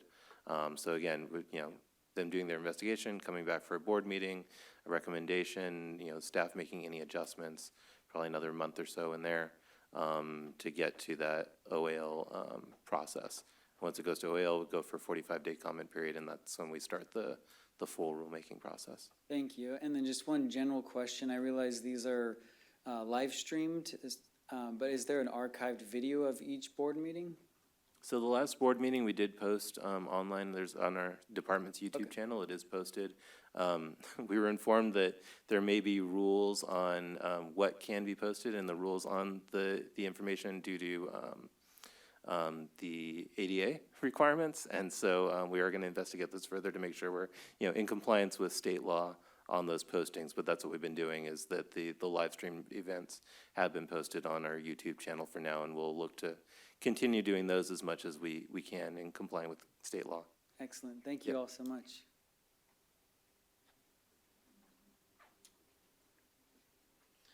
Hi, I'm Justin Eve with Seven Generations Producers. We're a USDA certified organic farming group. I just wanted to say thanks again for your commitment. 3 years or 2.5 years from now, it seems like the appointments will change, and hopefully we'll continue forward making progress, and congratulations on your appointment to chair. We look to support this and see this as an industrial crop. $17 a ton for rice, less than 100 tons of the acre is just not cutting it. And things need to change, and this is an opportunity of a lifetime, maybe even an entire millennial, to be able to take a crop like this and industrialize it. And California farmers need it badly, and there's a lot of nuances along what it can do, not only for the people but also for the planet and cleaning up some of the problems that we've created ourselves. And so, in saying that, from my understanding, there's no application process that's been given to us yet to apply. So we've taken it upon ourselves to invest our own money to develop an application for you guys that maybe just recommendations. These are Nevada-based, Colorado-based, and Oregon-based inputs, and we've tried to collaborate on one, and maybe that'll help through the process of developing the application. My contact information is on here. It's Justin Eve. And then I'm also working with a group out of Nevada. He would have been here, but he's planting 2,000 acres right now in Nevada, not in California, because of this issue. He is doing 300 acres in California through a research institute with the university way up north. We recommend all of you to come and see what we're doing, ask any questions. We work with the Nuclear National Labs, Los Alamos and Sandia, doing subatomic soil chemistry research. And we also have USDA breeders that can do all and be sounding boards for you. So here's this information here, maybe that'll help. And then if you could reach out to us if you do have any questions. We have a MIT graduate PhD in Oregon doing extraction for CBDs, which is an amazing guy, and it processed $10 million facility in Oregon. We've been forced out of California for this year, and we're hoping that maybe next year it'll be there for us. But right now we've invested most of our efforts outside of the state. But we'd like to work directly with you guys and be, like I said, a sounding board and a source of information for you. If you do need anything, please reach out to us. We are private entities, but we do have a lot of non-governmental relationships. All right, so before you go, if you wouldn't mind, so anything that's provided to the board is a public document, so we'll include it with the minutes and make it available for people to ask. So if you wouldn't mind sending that digitally to our staff, Most definitely. I'd appreciate it. Yeah. Just to the general inbox, and the staff will get it. We'll get you an editable and a non-editable format. Perfect, thank you. No problem. Thank you, I appreciate All it. right, Thanks well, again, quick guys. question. You said you are going to be growing in California for research purposes this year? Yeah, 300 Nor- acres. What county was that in? I really prefer not to disclose that right here in this public comment period. If you'd like, you can contact us, and then we can disclose that information to you privately. Okay, thank you. Thanks again.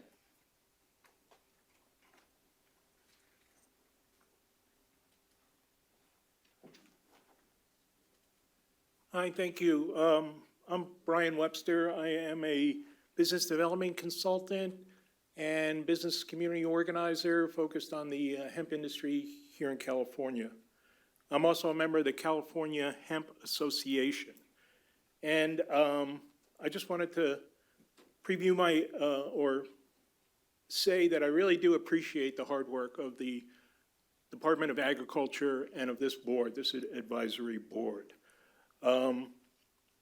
Every week, I get lots of phone calls about people asking me, saying, hey, I got 100 acres, I got 500 acres, I got 400 acres, I got 1,000 acres.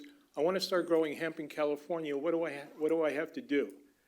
And I tell them all the same thing, and I'm actually running business development workshops on the hemp industry in California, and I tell them the same thing. It's legal to grow hemp in California. All you have to do is go to your county agricultural commissioner, register, and fill out a form. But there is no hemp being grown in California because you can't do that because the Department of Agriculture has not issued their rules and regulation, and there is no form to fill out or fees to pay. And it's legal to grow hemp in California, but there is no hemp growing in California.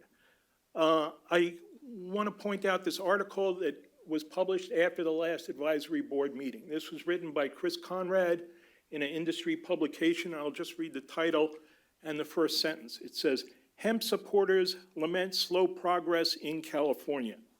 And the first sentence reads, it's been 14 months since Prop 64 passed, said one frustrated potential hemp farmer. Adult use marijuana stores are open around the state, and we don't even have a clear process to get hemp seed in the ground. The board needs to step up. So to be positive and proactive, I would like to ask the board to establish a two-person task force to identify what CDFA can do and should do to accelerate the rulemaking process and allow farmers to register with the state, pay any fees, and start growing hemp in California as soon as possible. And I ask that this task force report to each Industrial Hemp Advisory Board meeting as a regular agenda item. Thank you very much for your service.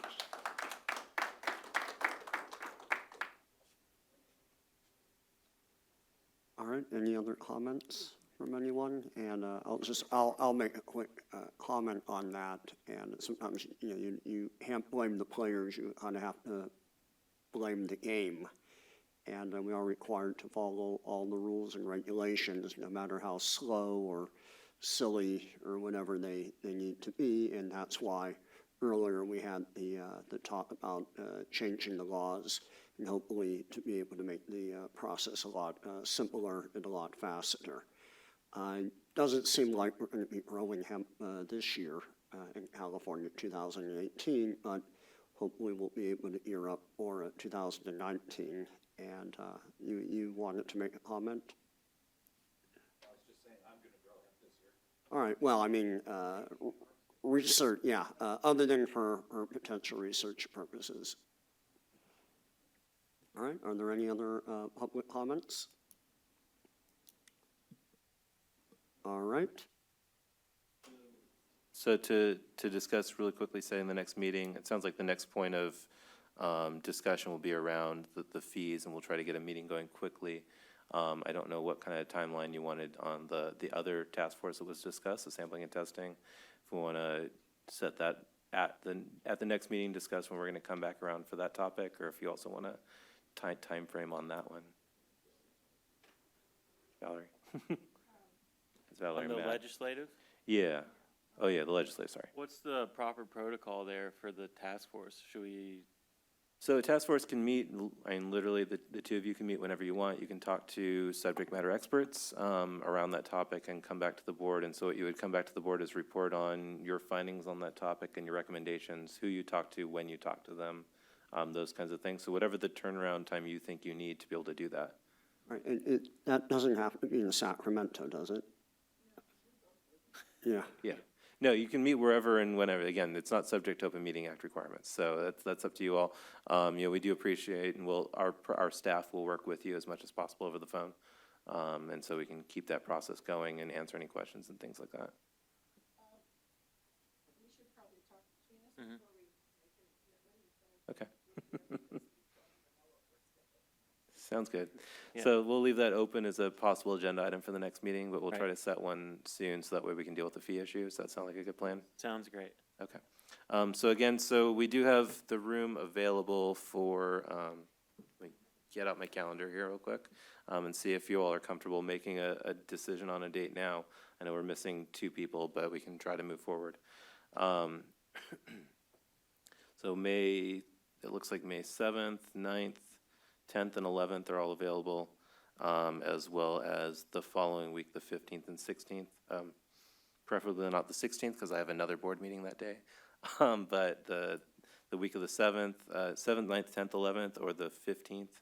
We usually try to avoid Mondays and Fridays just because of travel concerns, but, you know, we're open to it if the board would like. Any thoughts on that? So I'll more have your so calendars. 9th, 10th, I'm or there. 15th?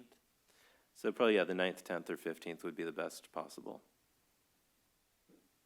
All right, I'm available any of those days. Yeah, that works for me too. I'm only available the 15th. The 15th? 15th is good. Any concerns with the 15th? I'll be here in Sacramento, but for another meeting, I might be able to pop in for a little bit, but On the 15th? if you needed me to vote on something, I could probably pop in. Well, it'd be a report from you, so. I mean, I can come by, but I will not be able to sit here all day. Do you have timing when you would be available that day? Not in front of me, I don't. Okay. I'm here for legislative stuff for 2 straight days, 15th Okay. and 16th, so, but I have some gaps Okay, that aren't filled yet that I could, you know, All come right. by. So if you want to set it for the 15th, if that works for everybody else, I can then just kind of let you know. okay, we can work with your timeline and try to set a time when you could be there. Yeah, So and it I should want to be say that if- early morning, I'm good. I think my stuff starts about 11 a.m. Okay. All right, well, let's try, for right now, maybe tentatively the morning of the 15th. And we'll confirm with David, and we'll also confirm with Rick, because he'll need to be there as well. And make sure, and then we'll confirm with the board and let them know. And we'll do that quickly, because we'll have to get the notice out fairly fast. And just to note, we will still be working on the minutes for this meeting at the next meeting, so we won't have a motion on the minutes for this meeting at that point. Because it's going to take longer than that to put that together, probably. I mean, possibly, but unlikely. Is there any other, and then at that meeting, we can discuss the next meeting and what Valerie and Matt are working on and any other issues and coming back. Does that sound good for everybody? Okay. All right, so should we close the meeting? Yeah, unless there's any other comments from the chair or from the board. All right, any other comments? Anyone? Okay, meeting is adjourned. All right, 12:51. Thank you. All right, thank you so much. I think this was the shortest meeting we've had.